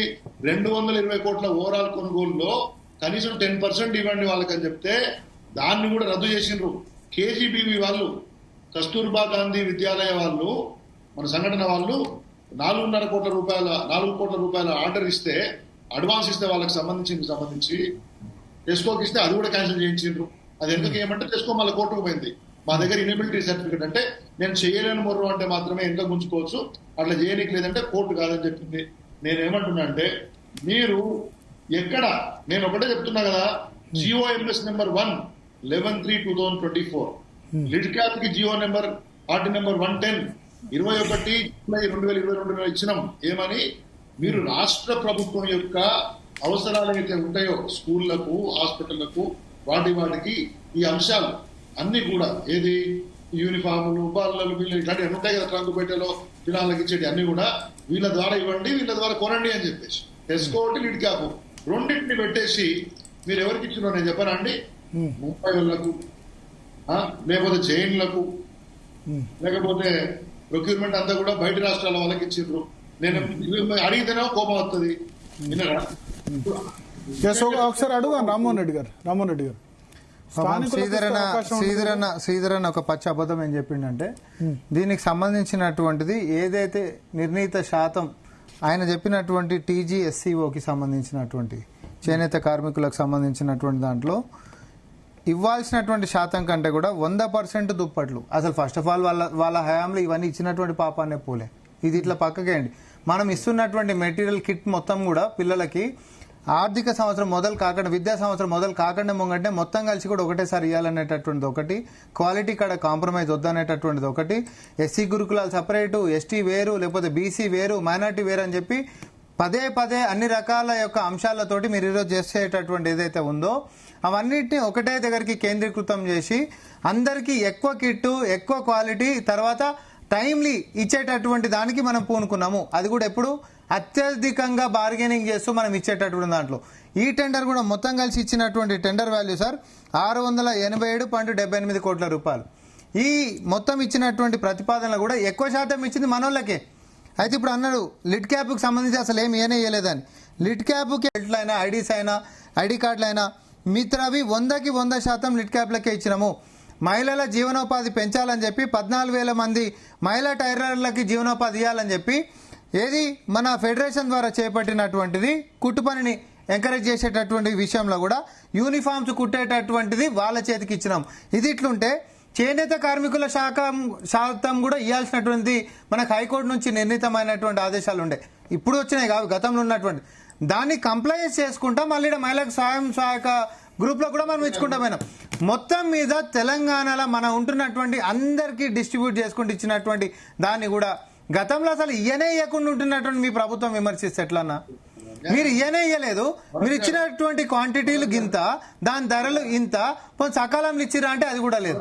ఇప్పుడు మనం క్వాలిటీ ఎక్కువ ఇస్తున్నాం, క్వాంటిటీ ఎక్కువ ఇస్తున్నాం, సకాలంలో ఇస్తున్నాం, మన వాళ్ళకే మనం ఇచ్చుకుంటున్నాం. నేను అందుకనన్నా ఈరోజు RS ప్రవీణ్ గారు అన్నారు కదా, కోడింగ్ స్కూళ్ల పేరు మీద, కేవలం కోడింగ్ స్కూళ్ల పేర్ల మీద భరత్ గారు నేను ప్రెస్ మీట్ పెట్టి ఆధారాలతో చెప్పిన, మనం ఛాలెంజ్ చేసినాం. బడ్జెట్ ఫినాన్స్ డిపార్ట్మెంట్ కి ఎట్లాంటి అప్రూవల్ లేదు. కొత్త ప్రతిపాదన గిట్ట మనం చేయాలంటే ఫినాన్స్ డిపార్ట్మెంట్ కి అప్రూవల్ చేయాలి. సొంత ఆస్తులు ఏదో తాతల ఆస్తులన్నీ చెక్ బుక్లు పెట్టి రాసి ఇచ్చేసేసినట్టు కోట్ల కొద్ది కొల్లగొట్టినటువంటిది. పిల్లలకు సంబంధించిన బ్లాంకెట్లైనా లేకపోతే ఇంకోటైనా ఇష్టం వచ్చినట్టు నామినేటెడ్ పద్ధతులలో కాంట్రాక్ట్లు టెండర్లు ఇచ్చుకున్నటువంటివి. ఒకసారన్నా ఒక వ్యవస్థకి మీరు ఆనుకొని మళ్ళా సంవత్సరం కంటిన్యూ చేసినటువంటిది ఎప్పుడైనా ఉండేనా? అసలు ప్రతి సంవత్సరం ఇచ్చినటువంటి చరిత్ర ఉండేనా సార్? ఇవన్నీ నేను అధికార పక్షం కాబట్టి నేను 100 మాట్లాడతా, ప్రతిపక్షం కాబట్టి ఆయన కూడా 100 మాట్లాడతాడు. ఏదైనా పాఠశాలకు పోయి పేరెంట్స్ ని అడుగుదాం. పేరెంట్స్ ని అడుగుతారైతే తేలిపోతుంది కదా, వాళ్ళు ఉన్నప్పుడు ఎట్లుంటే మనం ఉన్నప్పుడు ఎట్లుంటే. సార్ పిల్లలు వేసుకునేటటువంటి యూనిఫాము, టై బెల్ట్, పిల్లలు వేసుకునేటటువంటి టై బెల్ట్, యూనిఫాము, ID కార్డులు, షూస్, సాక్స్, బ్లాంకెట్ల కాడికి మొదలు పెట్టుకుంటే, బేసిక్ ఎసెన్షియల్ కిట్స్ దగ్గర నుంచి మొదలు పెట్టుకుంటే తినే తిండి దాకా పౌష్టికాహారం ఉండాల్సిందే. ఈ రోజు ఒక నిర్ణయం తీసుకున్నాం మళ్ళా కేబినెట్ లో, ఏమని పిల్లలతో పాటే టీచర్లు కూడా మార్నింగ్ టిఫిన్ అయినా మధ్యాహ్నం భోజనం అయినా చేయాల్సిందే అని చెప్పి. ఇట్లాంటిది ఎన్నడన్నా ఒక తెలంగాణ పబ్లిక్ స్కూల్ మోడల్ లాంటిదో, లేకపోతే ITIలను ATCలు చేసేటటువంటిదో, యంగ్ ఇండియా స్కిల్ యూనివర్సిటీ లాంటిదో కనీసం ఆలోచన వచ్చిందన్న మీకు? చెప్పండి. ఇల్లు ప్రాజెక్ట్ మేనేజ్మెంట్ యూనిట్ పెట్టి ఈ టెండర్ల ముచ్చట చెప్తాను. ప్లేట్, గ్లాస్, కటోరా, spoon, cup with handle, world ఫా exports private limited, new Delhi. మీకు కావాలంటే వాళ్ళ ఫ్యాన్ నెంబర్ కూడా ఏమంటారు డిన్ నెంబర్ కూడా ఇస్తాను. Notebooks, Santan overseas private limited, Praful Prakash Bapna, Mumbai. PT dress, night dress and track suit, Mafatlal industries limited, Rishikesh Arvind Mafatlal, Gujarat. School bag, shoe, socks, tie belt, Sipra enterprises, Milind Vasudev Nevaskar, Mumbai. Carpet, bedsheet, polar, fleece, blanket towel, Mafatlal industries limited, Rishikesh Arvind Mafatlal, Gujarat. Uniform clothes for the students, Mafatlal industries. ఇప్పుడు దీనిలో ఇవ్వడం సరే, వాళ్ళకి ఇవ్వడంలో ప్రభుత్వం ఒకటే doubt మీరు continue చేయండి. వాళ్ళకి ఇవ్వడం వల్ల ప్రభుత్వ ధనం సేవ్ అయిందా, ఎక్కువ నష్టం జరిగిందా, స్కామ్ ఉందా? అది నేను అడుగుతున్నా. అట్లా ఒకే చెప్తాను, నేను చెప్తాను కూడా చెప్తాను. Uniform clothes for the students, Mafatlal industries Gujarat. Trunk boxes Chintamani Paraswad enterprises, Niranjan Kumar Jain Hyderabad. ID card holder stationery kits, ఇది కేంద్రీయ భండార్కి ఇచ్చిండ్రు. పిఎంయూ ప్రావిజన్స్ కేంద్రీయ భండార్ హైదరాబాద్ లోకి ఇచ్చిండ్రు. అంటే 3, 6, 9 ఇట్లలో ఒకటి హైదరాబాద్, మిగతా కూడా మఫత్లాల ముద్దు హైదరాబాద్ రద్దు. ఇదే కదా మీరు చేసిండ్రు. ప్రభుత్వానికి డబ్బెంత కూడింది ఏదైనా కానీ టెండర్లు వస్తాయి కదా సార్. నేనేమంటున్నా, టెస్కో ద్వారా కొంటే మన చేనేత కార్మికులకు, మన వాళ్లకు, మన ప్రావిజన్స్ కు, లేకపోతే లీడ్ క్యాప్ ద్వారా కొంటే మన వాళ్లకు. నేనేమంటున్నా, పెద్ద పెద్ద వేసుకోండి సార్, మీరు ఎట్లా ఇచ్చిన వాళ్ళకి ఇస్తున్నారు, పెద్ద పెద్ద వాళ్ళకి ఇస్తున్నారు. కానీ మైక్రో స్మాల్ మీడియం ఎంటర్ప్రైజెస్, చిన్న తరహా పరిశ్రమలు, సూక్ష్మ తరహా పరిశ్రమలు తెలంగాణ వాళ్ళు ఇవ్వగలిగే సత్తా ఉన్నందుకు we have a GO number. అసలు గతంలో ఇచ్చిన చరిత్ర ఉందా సార్? ఈరోజు మనం ఇచ్చిన, నేను అంటుంది అది.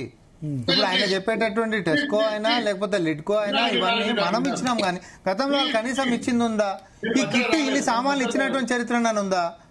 అరే ఒక్కొక్క సంవత్సరం కోవిడ్ సాకు మీద 2 సంవత్సరాలు అసలు ఏది ఇయ్యలే, ఏదంటే ఏది ఇయ్యలే, కిట్టే లేదు అసలు. అది నేనేమంటున్నా వినాలి సోదరా, నేను చెప్పేది ఏంటంటే ఇవన్నీ కూడా అవసరమైతే టెండర్ నిబంధనలను సవరించి, ఇవన్నీ కూడా టెండర్ల గురించి వీళ్ళకి సరిగ్గా, ఇప్పుడు వాళ్ళ మంత్రులు చెప్తుంటే, మీరు ఇట్లాంటి పెద్ద పెద్ద టెండర్ ఉన్నప్పుడు ప్రీబిడ్ పిలుస్తారు, సమావేశాలకు పిలుస్తారు. మీకంటే కాళేశ్వరం పెద్ద టెండర్లు చేసిన ఎక్స్పీరియన్స్ ఉంది, పెద్ద భాగాలు తీసుకున్నవి ఉన్నాయి. మాకేమో ప్రజలకు చేయాలనేటటువంటిది కాబట్టి కొసరి కాంట్రాక్టర్ల దగ్గర తక్కువ రేటుకి ఎక్కువ క్వాలిటీ కావాలని చెప్పి మనమేమో కొసరి చేస్తున్నాం. ఎందుకంటే ఆర్థిక పరిస్థితి సీదరన్న, మీ అప్పుడేమో కుంభాలుగా ఉండే కాబట్టి కుంభకోణాలు చేసిరు. నేను మెగా కృష్ణారెడ్డి గారి గురించో, నవయుగ కంపెనీ గురించో నేనేం పేర్లు తీసుకోలే. నేను చెప్పేది బంకర్ బెడ్స్ తయారు చేసే మా చిన్న తెలంగాణ పారిశ్రామికవేత్తలు, సూక్ష్మ తరహావేత్తలు, మేము ఇక్కడ యూనిఫామ్లు కుట్టగలిగే మా చేనేత కార్మికులు, వరంగల్లో ఉన్న వాళ్ళు, సిరిసిల్లలో ఉన్న వాళ్ళు, వేములవాడలో ఉన్న వాళ్ళు, పోచంపల్లి ఉన్న వాళ్ళ గురించి మాట్లాడుతున్నా. ఇదే కొండా సురేఖ గారు 17 వీళ్ళు ఇచ్చి ఉంటే 17 జూన్ అయిపోయి 13 రోజులు కాలే. ఈ 13 రోజుల ముందు మరి మంత్రి గారు ఎందుకు లెటర్ రాసింది? ఇప్పుడు నేను చదువుతా, నా దగ్గర ఒక డేటా వచ్చింది. ఒక్కసారి ఒకటే సూరత్ నుంచి అది సిరిసిల్ల అని వాళ్ళు అనుకుంటారు. ప్రకాశ్ అన్న లాస్ట్ ఆఖరికి నిన్న ఖమ్మంలో ఒక ఆయన తుమ్మల నాగేశ్వరరావు గారి యొక్క మంత్రి వారి నియోజకవర్గంలో స్కూల్ కు లాగేసిండు పైసలు లేకపోతే. 11 లక్షల రూపాయలు 2.5 సంవత్సరాలు అవుతుంది. మన ఊరు మనబడిలో ఇవాళ కూడా 500 కోట్ల రూపాయల పైన ఎందుకు ఉసురు పోసుకుంటున్నారు? 4 లక్షలు, 5 లక్షలు, 10 లక్షలు, 15 లక్షలు చిన్న కాంట్రాక్టర్లు, స్కూల్ మేనేజ్మెంట్ కమిటీలు వేసుకున్న వాళ్ళను ఎందుకండి బాధ పెడతారు? మీకు నేను ఏదో నాటకీయంగా చుట్టాల బిల్డింగ్లలో పెట్టుకోరు, ఎక్కువ రేట్లు స్లాబులు రాసుకోరు. స్క్వేర్ ఫీట్ 10 రూపాయలు ఉండే కాడ 40 రూపాయలు 50 రూపాయలు రాసుకుంటే నువ్వు ఎంత అడుగుతా తెచ్చుకుంటా పోతారు. దండం పెట్టి జీ టీవీ సాక్షిగా దండం పెట్టి, మీ అందరి సాక్షిగా దండం పెట్టి, అవసరమైతే కాలు మొక్కంట మొత్తం దండం పెట్టి, ఆ మన ఊరు మనబడిలా రాష్ట్రం మొత్తం తిరిగిన, కొన్ని 100 స్కూళ్లు తిరిగిన, స్కూళ్లు బాగు చేసినాం, పెయింటింగ్ చేసినాము, బల్లలు ఇచ్చినాము, ఐఎఫ్పీలు ఇచ్చినాము, గ్రీన్ చాక్ బోర్డులు ఇచ్చినాము, వాటర్ సంపులు కట్టినాము, ట్యూబ్ లైట్లు పెట్టినాము. మాత్రం క్వాలిటీ ఆఫ్ ఎడ్యుకేషన్ ఇండెక్స్ లో దేశంలోనే లాస్ట్ బట్ 1 కి వచ్చింది. పైసలు ఇవ్వండి, మీ కాలంలోకి చెప్తారు, పైసలు ఇవ్వండి. ఇప్పుడు ఆయన నిర్ణీతమైనటువంటి ఆరోపణలు చేశారు కాబట్టి just I got the notes. గౌరవ హైకోర్టు ఆదేశం మేరకు యూనిఫామ్ బెడ్డింగ్ ఆర్డర్లలో 25 నుంచి 30% తెలంగాణ రాష్ట్ర చేనేత కార్మికుల సహకార సంఘం TGSCOకు అప్పగించినాము. అండ్ ఇందులో 25% యూనిఫామ్ వస్త్రం అంటే 56 లక్షల మీటర్లు సార్. 56 లక్షల మీటర్లు, 100% దుప్పట్లు. ఎన్ని? 6,49,381 దుప్పట్లు, 3 లక్షల బెడ్షీట్లు, 2,29,000 కార్పెట్లు, అదనంగా 450 కోట్ల విలువైన బతుకమ్మ చీరలు గతంలో వాళ్ళు ఇచ్చేది ఏవైతున్నాయో మనం చేనేత కార్మికులకి ఇచ్చినాం. ఇంకొక 100 కోట్ల పైగా ఆర్డర్లు కూడా ఆ యొక్క సంఘానికి మనం ఇచ్చినాం. ఇది మనం ఇచ్చిన సంగతి చెప్తా ఉన్నా. అండ్ దళితులకు సంబంధించిన అంశం మీద వచ్చినప్పుడు లిడ్ క్యాప్ ఏంటివి? Telangana leather industries promotion corporation TGLIPC గతంలో లిడ్ క్యాప్ అనేటోళ్ళము. దాన్ని బలోపేతం చేయడానికే టైలు, బెల్టులు, ఐడి కార్డులు మొత్తం ఆర్డర్ను దానికే ఇచ్చినాం. ఆయన ఏదో కంపెనీ పేరు చదివిండు, మరి నాకు తెలియదు. అండ్ మహిళల జీవనోపాధి కోసం 14,000 మందికి యూనిఫామ్లు కుట్టడానికి మిగతాది ఉంది కదా, చేనేత కార్మికులకు ఇచ్చింది కాక మన మహిళా సహకార సంఘాలకి ఈడే ఇచ్చినాం. సార్ ఇప్పుడు ఈడ నేను ఒక స్పష్టత ఇస్తాయి, ప్రైవేట్ కంపెనీలు కూడా ఎట్లా వచ్చినా నన్ను అడగాలి మీరు. ఇప్పుడు టోటల్ రిక్వైర్మెంట్ ఉంటున్నటువంటి దాంట్లో ఎవరి శక్తి ఎంత ఉంటే దాని శక్తి వాళ్ళకి ప్రాధాన్యతలో మన వాళ్ళకి ఫస్ట్ మనం ఇచ్చుకుంటాం, మిగతా కూడా మనం ఇచ్చినాం. ఇదే ప్రైజెస్లో ఇచ్చినాం. వాళ్ళప్పుడు ఈ వెల్ఫేర్ హాస్టల్స్ ఏవైతే అన్ని ఉండేనో అన్ని కలిపితే సే ఫర్ ఎగ్జాంపుల్ 100 రూపాయలు. మనం ఈ రోజు అన్ని కలిపితే క్వాలిటీ ఎక్కువ ఇస్తున్నాం, క్వాంటిటీ ఎక్కువ ఇస్తున్నాం, సకాలంలో ఎక్కువ ఇస్తున్నాం, మనం 60 రూపాయలకి ఇచ్చినాం. దీనికి చర్చకు సిద్ధమా అని నేను అంటున్నా. నువ్వు ఫస్ట్ ఆఫ్ ఆల్ సాకులు పెట్టి ఒక సంవత్సరంది 2019 సంవత్సరంది 2020 మార్చిలో 16-17 నెలల తర్వాత ఇవ్వటం లెక్కలకి అసలు ఇక లెక్క పత్రం లేదు. అందుకని ఉదాహరణ అందరికి గుర్తుండాలని చెప్పి నేను అంటున్నా. మీరు చేనేత కార్మికులకి పెద్ద పీట వేసినుంటే నీ సొంత జిల్లా సిద్దిపేట లేకపోతే సిరిసిల్ల నువ్వు బతుకమ్మ చీరలు ఇచ్చేటావు. నీ సూరత్కి ఎందుకు పోయినావు? కవితక్క కమిషన్ ఇడే అయితేనేమో కమిషన్ రాదు, ఆడినైతే బ్రహ్మాండంగా వస్తుంది కాబట్టి పోయినరు. చెప్పరాదు నన్న క్వాలిటీ కాంప్రమైజ్ అయినరు. ఈ ప్రభుత్వం అట్లా గిట్ట అయిందా? మన రూపాలు మన ప్రజలకే, మన చేనేత కార్మికులకు పోవాలి. ఇచ్చేటటువంటి ఆడబిడ్డలకి నాణ్యమైనటువంటి చీరలు ఇవ్వాలి, ఆత్మగౌరవంగా ఫీల్ కావాలనేటటువంటి తెలంగాణ ఆకాంక్షను చూసినాం మేము. మీరు కమిషన్లు చూసిరు. మీరు భరత్ గారు చెప్పండి. శ్రీధర్ రెడ్డి గారు చెప్పండి. నాది ఒకటే ప్రశ్న ఏంటంటే, మేము చేనేత కార్మికులకే ఇచ్చిన అని చెప్పేసి రామ్మోహన్ చెప్తా ఉన్నాడు. నేనేమంటా, చేనేత కార్మికులకే ఇచ్చి ఉంటే ఎందుకు కరెక్ట్ గా 13 ఇవాళ 1, 2 వచ్చిండ్రు, చాలా రకాలుగా ఫైనలైజ్ అయినాయి. ఇప్పుడే చెప్పిన కదా కొంచెం నేనేమంటున్నా అంటే, ఎందుకు మంత్రి గారు చాలా క్లియర్ గా రాసిండ్రు, 3 దశాబ్దాలుగా రాష్ట్ర వస్తోత్పత్తి రంగానికి బీసీ ఎస్సీ ఎస్టీ మైనార్టీ సంక్షేమ హాస్టళ్లు, గురుకుల విద్యాసంస్థలు వీళ్ళందరికీ మా చేనేత కార్మికుల సహకార సంఘాల సమాఖ్య ఉపాధి పొందుతున్నది. మరి మీరు ఇవ్వలేదు. ఏం రాసిందామే?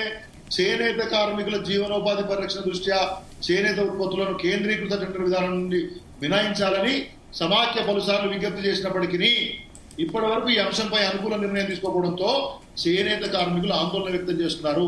ఇది ఎప్పుడు రాసిండ్రండి? కరెక్ట్ గా 15 రోజుల ముందు రాసిండ్రు. ఎవరు? ఈ రాష్ట్ర మంత్రి కొండా సురేఖ గారు వరంగల్ జిల్లా కార్మికుల పక్షాన రాసింది. ఏం రాసింది ఏంటంటే, నేను ఆ కార్మిక సమాఖ్య యొక్క కుటుంబాల యొక్క ఆందోళనను స్వయంగా సందర్శించి వారి సమస్యలను తెలుసుకున్నాను, వారి న్యాయపరమైన డిమాండ్లను గౌరవ ముఖ్యమంత్రి పరిష్కరించిన చెప్పిన కాబట్టి దయచేసి పరిశీలించమని. మీరు ఇచ్చి ఉంటే, మీరు ఆ టెండర్లు వాళ్ళకి ఇచ్చి ఉంటే, నేను ఒకటే అడుగుతున్నా రామ్మోహన్, ఒక్కసారి ఇప్పుడు నీకు డేటా వస్తుంది, ప్రభుత్వంలో ఉన్నావు, అవతల ఎవరో విద్యాశాఖ నుంచి నీకు టకాటగా వాట్సాప్ పెడుతురు కదా. నేను ప్రశ్న అడుగుతున్నా.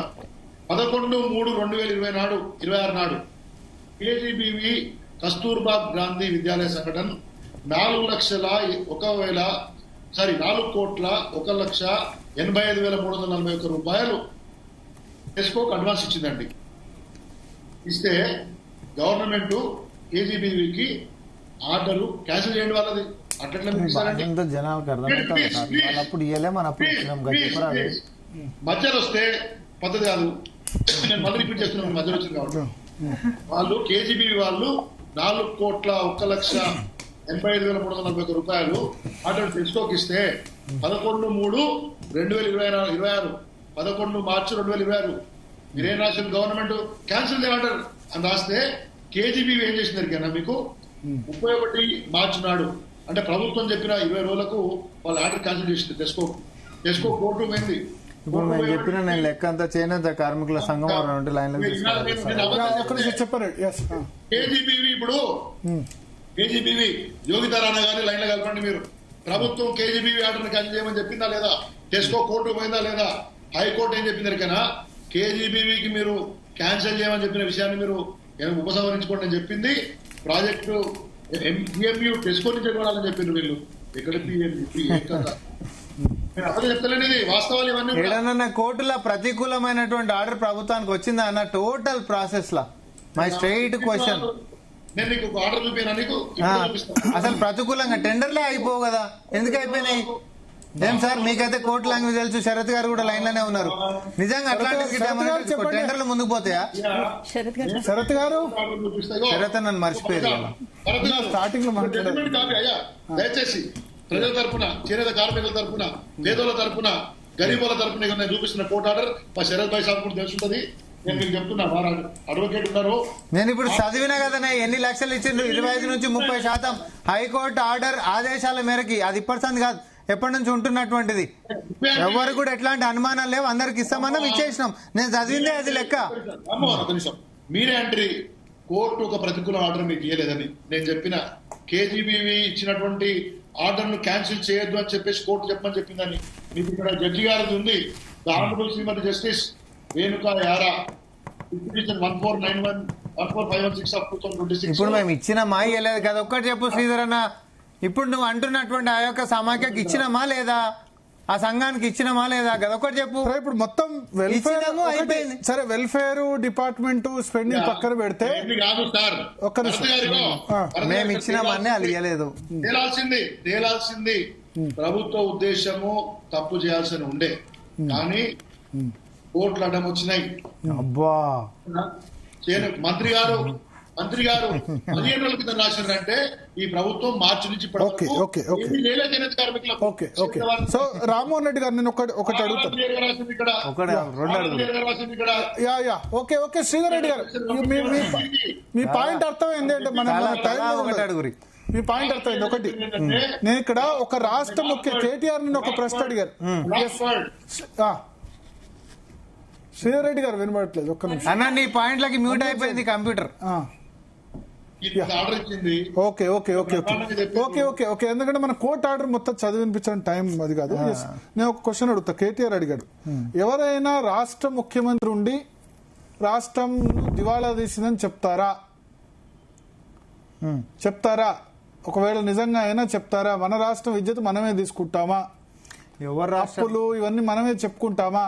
కాదు సార్, ప్రతి అంశంలో ఇప్పుడు మీరు ఫ్యూచర్ సిటీ వ్యవహారం తీసుకుంటే మేము అధికారంలోకి రాగానే మొదటి సంతకం దాన్ని రద్దు చేసుకుంటూ పోతామని రాష్ట్రాన్ని కించపరుస్తూ రాష్ట్రం యొక్క పరిస్థితి బాలేదని చెప్తుంది ఎవరు? మూసీ ప్రక్షాళన అనగానే అడ్డం పడుతున్నటువంటి వాళ్ళు ఎవరు? లేకపోతే మెట్రో ఎక్స్టెన్షన్ అనగానే అడ్డంగా మాట్లాడుతున్న వాళ్ళు ఎవరు? హిల్ టీపీ అని ఒక నినాదం తీసుకోగానే జస్ట్ లక్షల కోట్ల కుంభకోణం అని రాష్ట్రాన్ని బద్నాం చేస్తున్న వాళ్ళు ఎవరు? విదేశాలకు పోయి కూడా రాష్ట్రాన్ని తక్కువ చేసి మాట్లాడుతున్నటువంటి చరిత్ర ఎవరికి ఉంది? కేటీఆర్ గారికి కదా. మీరు మాకు శుద్ధులు సూక్తులు చెప్తే ఎట్లా? రాష్ట్రాన్ని నిజంగానే ఆర్థికంగా ఇంచుమించు దివాలా తీసినటువంటి పరిస్థితి, జీతాలు ఇవ్వలేనటువంటి పరిస్థితి, ఆత్మహత్యలు జరుగుతున్నటువంటి పరిస్థితి నుంచి ఈరోజు 2024-25 ఆర్థిక సంవత్సరంలో కేంద్ర గణాంకాల ప్రకారం తెలంగాణలో రైతుల ఆత్మహత్య లేనటువంటి రాష్ట్రంగా మనం ఈరోజు పేరుగాంచినామనంటే అది మా యొక్క ప్రభుత్వం ఘనత కాదా అంటున్నా నేను. కాదా? ఘనతని పెంచేస్తే అటువంటిది కాగితాలలో మాట్లాడాలి, నోటికి ఇష్టం వచ్చినట్టు మాట్లాడితే కాదు కదా.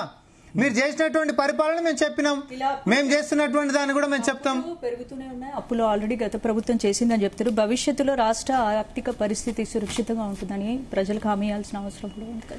అంటే ఒకటండి, ఇప్పుడు మనం సంక్షేమాలు ఏవి కూడా ఆపుతలేం, ఇంకా కూడా సంక్షేమాలు ఎట్లా బెటర్ చేసుకుంటూ పోవాలి, ఇంక ఇవ్వాల్సినటువంటి ఎట్లుండాలి అనేటటువంటివి ఒక్కొక్కటి సంవత్సరానికి ఇంత పెంచుకుంటూ పోతున్నాం.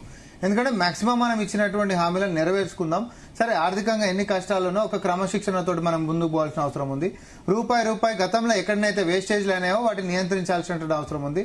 ఎగ్జాంపుల్ నేను చెప్పిన, మిత్తిలు ఎక్కువ కట్టుకుంటే యువనో మేపుడు ఎందుకు, మనం ఆ మిత్తిలను తగ్గించుకుందాం అనే వ్యవహారం దగ్గర నుంచి మొదలు పెట్టుకుంటే ఇప్పుడు పంచినటువంటి పిల్లల బట్టలు, యూనిఫామ్లు కాడికించి, షూస్ సాక్స్ల కాడికించి, టై బెల్ట్ల కాడికించి, ఐడి కార్డులకి మొదలు పెట్టుకుంటే తినేటటువంటి నాణ్యమైనటువంటి ఫుడ్ దాకా ప్రతిదీ కొసిరి క్వాలిటీ బాగా చేసుకుంటా, ఈరోజు క్వాంటిటీ పెంచుకుంటా, అందరికీ సంక్షేమాన్ని ఇచ్చుకుంటా, మళ్ళీ బిల్లు ఎట్లా తక్కువ కట్టాలి మనం అనే దాని మీద ఈ యొక్క ప్రభుత్వం, ముఖ్యమంత్రి వర్యులు రేవంత్ రెడ్డి గారు ఎక్సర్సైజ్ చేస్తా ఉన్నారు. ఇదైతే మేము చెప్పుకోవాల్సిన అవసరం, ఇది కనిపిస్తున్నటువంటిది. మేము ఇయ్యందే ఇచ్చినామని మేము చెప్పినాం అనుకోండి, ప్రజలు ఊకునేటటువంటి పరిస్థితి ఉందా? ఇందిరం ఇండ్లు కట్టలే అన్నారు. 10 ఏళ్లలో నువ్వు కనీసం సంక్షేమంలో ఒక పేదోడికి ఇల్లు కట్టించినటువంటి పాపన మీరు పోలే. 1 లక్ష డబుల్ బెడ్రూమ్ ఇల్లు సిటీలో కట్టించారు, సవాల్ విసురుతున్నారు కేటీఆర్. 2 లక్షలు జిహెచ్ఎంసీలో 1 లక్ష, మొత్తం స్టేట్ వైడ్ 2 లక్షలు కట్టించారు. ఆ జూబ్లీస్ ఎన్నికలలో మసీదర్ అన్నకు బాగా తెలుసు. జూబ్లీస్ ఎన్నికలలో కూడా చెప్పాడు మస్తు కట్టించడం అంశం పక్కకు పెట్టి ఎన్ని ఉన్నాయి సార్? లక్ష ఉన్నాయా? కొల్లూరు లక్ష కాదు, జిహెచ్ఎంసీలో 1 లక్ష సవాల్ కడతా అన్నాడు. అవి కూడా 10 ఏళ్ల సంది పడవ పెట్టిండు. కాంగ్రెస్ పార్టీ కట్టినటువంటివి 2014 కంటే ముందున్నవి కూడా కనీసం తాళాలు ఇవ్వలేడండి, పార్టీకి ఎడపేరు వస్తుందో అని చెప్పి ఊర్ల పొంటి. ఇంతకు మించినటువంటి ఒక అంటే దుర్బుద్ధితో చేసేటటువంటి తెలంగాణ భవన్ వస్తాం, అక్కడ వస్తాం బదులు అసెంబ్లీకి రండి అంటే అయిపోతాయి కదా. అసెంబ్లీలో అన్నిటికీ రమ్మనే అంటున్నాం, వాళ్ళు రావాలి కదా ఫస్ట్. ఆ ఛాలెంజ్లు చేసేటోళ్ళని వచ్చి మాట్లాడమన్నారు. వాళ్ళని కట్టినాం, మనం ఎన్ని కట్టినాం? ఈరోజు సాక్ష్యం కదా, ఊర్లో లేకపోతే ఇందిరం ఇళ్ళు కనిపిస్తున్నాయా లేదా? లేకపోతే సన్నబియ్యం ఈరోజు పేద ప్రజలు తింటున్నారా లేదా? లేకపోతే పాఠశాలలో నాణ్యమైనటువంటి ఆహారం పిల్లలకు మనం శరత్ గారు పెడతాం. ఏమనిపిస్తుంది మీకు ఇది చూసిన తర్వాత మొత్తం? శరత్ గారు వినిపిస్తుందా? క్లయింట్ తోటి మాట్లాడుతున్నారు. సార్ చెప్పండి సార్. ఏమనిపిస్తుంది మొత్తం ఇది విన్న తర్వాత? సార్ నేనైతే వెల్ఫేర్ డిపార్ట్మెంట్ సార్ సామ రామ్మోహన్ రెడ్డికి ఉన్న అవగాహన, శ్రీధర్ రెడ్డి గారికి ఉన్న అవగాహన వాళ్ళ పార్టీ నాయకులకు లేదు సార్. ఉత్తి థర్డ్ క్లాస్ సవాళ్లు వేసుకున్నారు తప్ప వీళ్లకు ఉన్న సబ్జెక్ట్ మీద ఉన్న అవగాహన ఆ మంత్రులకు లేదు, రామ్మోహన్ కు ఉన్న అవగాహన, శ్రీధర్ రెడ్డి గారికి ఉన్న అవగాహన వాళ్ళకి లేదు. అసలు ఒక రకంగా your Zee TV has provided meaningful forum for a discussion అనే పబ్లిక్. నేను సవాల్ విసిరా, మీరు రండి ఇక్కడ చర్చించండి, అక్కడైతే అరెస్ట్ చేస్తారు, మా ఛానల్ కి అయితే చర్చ కనుక్కుంటారు, డిబేట్ పోలీసులు అరెస్ట్ చేయరు, మీరు రండి, రెండు పార్టీలు లేదా ఇక్కడ రండి, ఇక్కడ చర్చించుకుందామని చెప్పాను నేను స్టార్టింగ్ రిమార్క్స్ లో. నేను కూడా అదే ప్రపోజ్ చేశాను సార్. నేనేం చెప్పానంటే అయితే మీరన్నా నేనైనా ఒక చోట ఎక్కడన్నా అదర్ దాన్ ఛానల్ ఒక చోట ప్రోగ్రామ్ ఆర్గనైజ్ చేసి వీళ్ళిద్దరిని వీళ్ళ తరఫున వీళ్ళను వాళ్ళ తరఫున మళ్ళీ అదర్ దాన్ ఛానల్ ప్లేస్ అంటే పోలీసులు వస్తారు, వాళ్ళు సవాళ్ళు కొట్టుకుంటారని చెప్పి. ఛానల్ అంటే డిబేట్ అనుకుంటారు, రెగ్యులర్ డిబేట్ అనుకుంటారు, ఏమన్నారు. అందుకనే అన్నా మా ఛానల్ స్టూడియోకి రండి చర్చిద్దామని అన్నా. కరెక్ట్. అట్లాంటిది ఏదైనా పెడితే మేము కూడా పార్టిసిపేట్ అవుతాం సార్. చాలా ప్రశ్నలు అడగవచ్చు ఇద్దరిని. తర్వాత ఒక్కటి మాత్రం నేను I agree with Sama Rammohan, procurements under BRS అనేది మాత్రం కొంత తప్పుదోవలు పట్టింది. అది సరే నేను ఇంటర్నల్ గా అక్కడ ఉంటే కాబట్టి మేము చూసినాము, చాలా కేసులు వచ్చినాయి, చాలా కంప్లైంట్స్ వచ్చినాయి, రకరకాలు వచ్చినాయి. అది మన అందరికీ తెలుసు. బతుకమ్మ చీరలను ఎట్లా దానికి కట్టారు. చాలా మంది మహిళలు అయితే అసలు ఈ చీర మీ బిడ్డకు కడతారా అదా ఇదా అని తిట్టిన సందర్భాలు మనం చూసినాం. ఇవన్నీ వాస్తవాలు, యాక్సెప్ట్ చేయక తప్పదు. సరే ఇప్పుడు ఇచ్చిన చీరలు నాణ్యమైన మొదట ఎగ్గొట్టి తర్వాత ఆ పైసలతోనే మళ్ళీ కొద్దిగా మంచి చీరలు ఇచ్చిన మాట కూడా వాస్తవం. ఇక మిగతా విషయాలు చీరలు ఇచ్చుడు ఇవన్నీ ప్రభుత్వాల డ్యూటీ. బతుకమ్మకు చీరలు ఇచ్చుడు, దసరాకు ఇంకేదో ఏదేదో సంక్రాంతి కానుక ఆయన చంద్రన్న సంక్రాంతి కానుక అని ఇచ్చుడు, రంజాన్ తోఫాలు. ప్రజల దగ్గర డబ్బు లేనప్పుడు ఏంది సార్, డబ్బు లేదు అంటారు, ఈ చీరలు ఇచ్చుడు ఇవన్నీ ప్రభుత్వాల డ్యూటీయా సార్? ఇప్పుడు ఒక్క విషయం చెప్పాలి సార్, ఫిజికల్ విజ్డమ్ ఎట్లుంటుందంటే పైసలు లేవంటారు ఒకవైపు, మళ్ళీ 3 కోట్ల మంది చీరలు అంటారు. ఎగ్జాక్ట్లీ. ఫిజికల్ విజ్డమ్ ఎప్పుడు కూడా ప్లానింగ్ లో ఎట్లుంటుందంటే మనకి వెల్త్ జనరేషన్ స్కీమ్స్ ఉండాలా.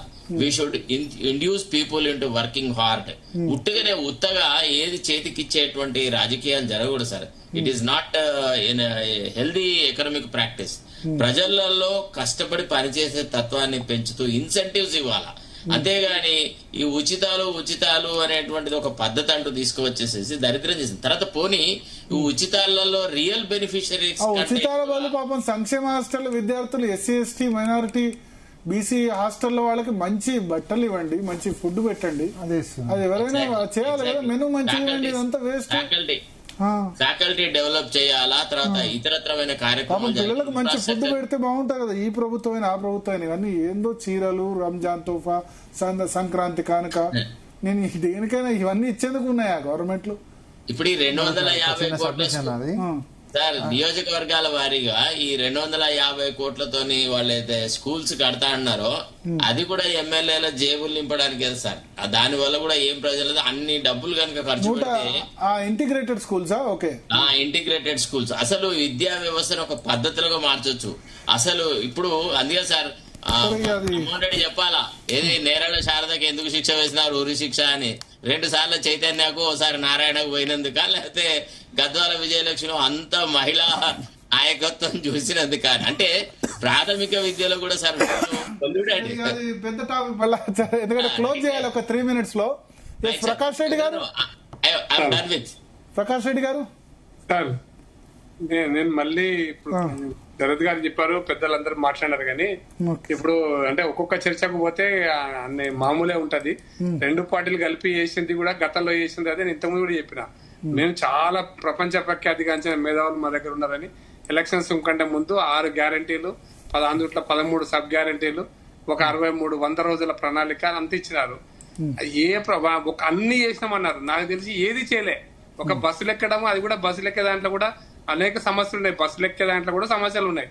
అవి తప్పిస్తే ఏమీ చేయలేదు సార్. కొత్త పథకాలు వీళ్ళు కనీసం రైతు కూలీలను ఐడెంటిఫై చేయలే ఇప్పటిదాకా. కౌలు రైతులను ఐడెంటిఫై, మేము అప్పుడే చెప్పినాం కౌలు రైతులకు కుదరదురా బాబు అంటే, లేదు మేము ఇస్తాం, మీకేం తెలుసు మేము ఇస్తాం చూడన్నారు. కౌలు రైతులను ఇప్పటిదాకా గుర్తించిన పాపన పోలే. మీరు ఇంకా అటువంటి దళిత బంధు గత ప్రభుత్వ స్కీమ్ క్యాన్సల్ చేసినారు. మన గొర్రెలకు ఇచ్చే స్కీమ్ మేము డబ్బులు ఇస్తాం గొర్రెలకు అన్నారు, అది కూడా క్యాన్సిల్ అయిపోయింది. ఇప్పుడు ఏ పథకము లేదు సార్, ఏ పథకం లేదు. మీరు 6 గ్యారంటీలలో సబ్ గ్యారంటీస్ ఏవైతే ఇచ్చారో ఏ ఒక్క సబ్ గ్యారంటీ మీకు ఈ మధ్య కాలంలో కూడా రేపిస్తాం మాపిస్తామంటారు కదా ఉద్యోగస్తులకు 3 డిఏలు ఇస్తామన్నారు. గతంలో ఇప్పుడున్న 3 డిఏలు 100 రూపాయలకి. ఇప్పుడు ఉద్యోగస్తులకు క్యాబినెట్ ఒక నిర్ణయం తీసుకుంది, మధ్యాహ్న భోజనం, పాలు ఇవన్నీ ఉద్యోగస్తులకి, టీచర్లకి, లెక్చరర్లకి ఇవ్వాలని నిర్ణయించింది. ఇప్పుడు రాష్ట్ర వ్యాప్తంగా ఉన్న పాఠశాలలు, జూనియర్ కళాశాలలు అందించే అల్పాహారం, పాలు, మధ్యాహ్న భోజనాన్ని విద్యార్థులతో పాటు ఉపాధ్యాయులు, లెక్చరర్లు, సిబ్బందికి కూడా అందించాలని రాష్ట్ర కేబినెట్ నిర్ణయించింది. పిల్లలకు నాణ్యమైన పోషకాహారం అందించే సంకల్పంతో పాటు జవాబుదారీతనం పెంచే ఆలోచనలో భాగంగా రాష్ట్రంలో దాదాపు 1,00,000 మంది ఉపాధ్యాయులు, లెక్చరర్లు, సిబ్బందికి ఈ పథకం వర్తింపజేయనుంది. నేను ఏమంటానంటే సార్, ఇప్పుడు రీసెంట్ పాస్ట్ వాళ్ళు క్లెయిమ్ చేసుకుంటాను, వాళ్ళు అడగానే ఇస్తున్నారా సార్? నేను రేవంత్ రెడ్డి గారు మా నల్గొండ జిల్లాకు పోయినారు సార్. హ్యామ్ రోడ్స్ అన్నారు సార్. హ్యామ్ రోడ్స్ అంటే మళ్ళీ అది కూడా అప్పలేదు సార్. ఓకే, అది మళ్ళీ వేరే ఏం లేదు. హ్యామ్ రోడ్స్ అని చెప్పి మేము మొత్తం ఊరికి రోడ్ వేస్తాం, అవి కూడా అప్పుల రోడ్ లేదు సార్. కాబట్టి మీరు గత ప్రభుత్వ బాటలోనే ఈ ప్రభుత్వం నడుస్తుంది. ఇద్దరు కలిసి ఈ రోజు హైదరాబాద్ నగరంలో జరిగినటువంటి మొత్తం రోడ్ షో అంతా కూడా ఒకరికొకరు కలుపుకొని చేసుకుని WWF గేమ్ ఆడింది మాత్రం నేను అనుకుంటున్నా. ఇద్దరు కలిసి WWF గేమ్ ఆడింది. ఒకటేనండి, ఒకటే సవాళ్ళు విసిరితే సవాల్ మీద నిలబడండి, చర్చకు రండి.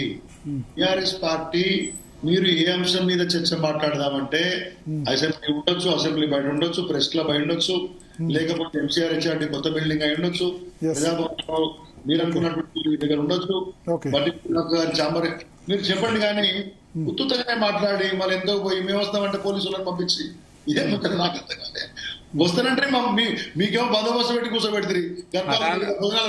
శ్రీధర్ రమ్మన్నది మీరు చేసింది అన్ని కలిపి రామ్మోహన్ రెడ్డి గారు ఏం లేదు. రమ్మంటారు,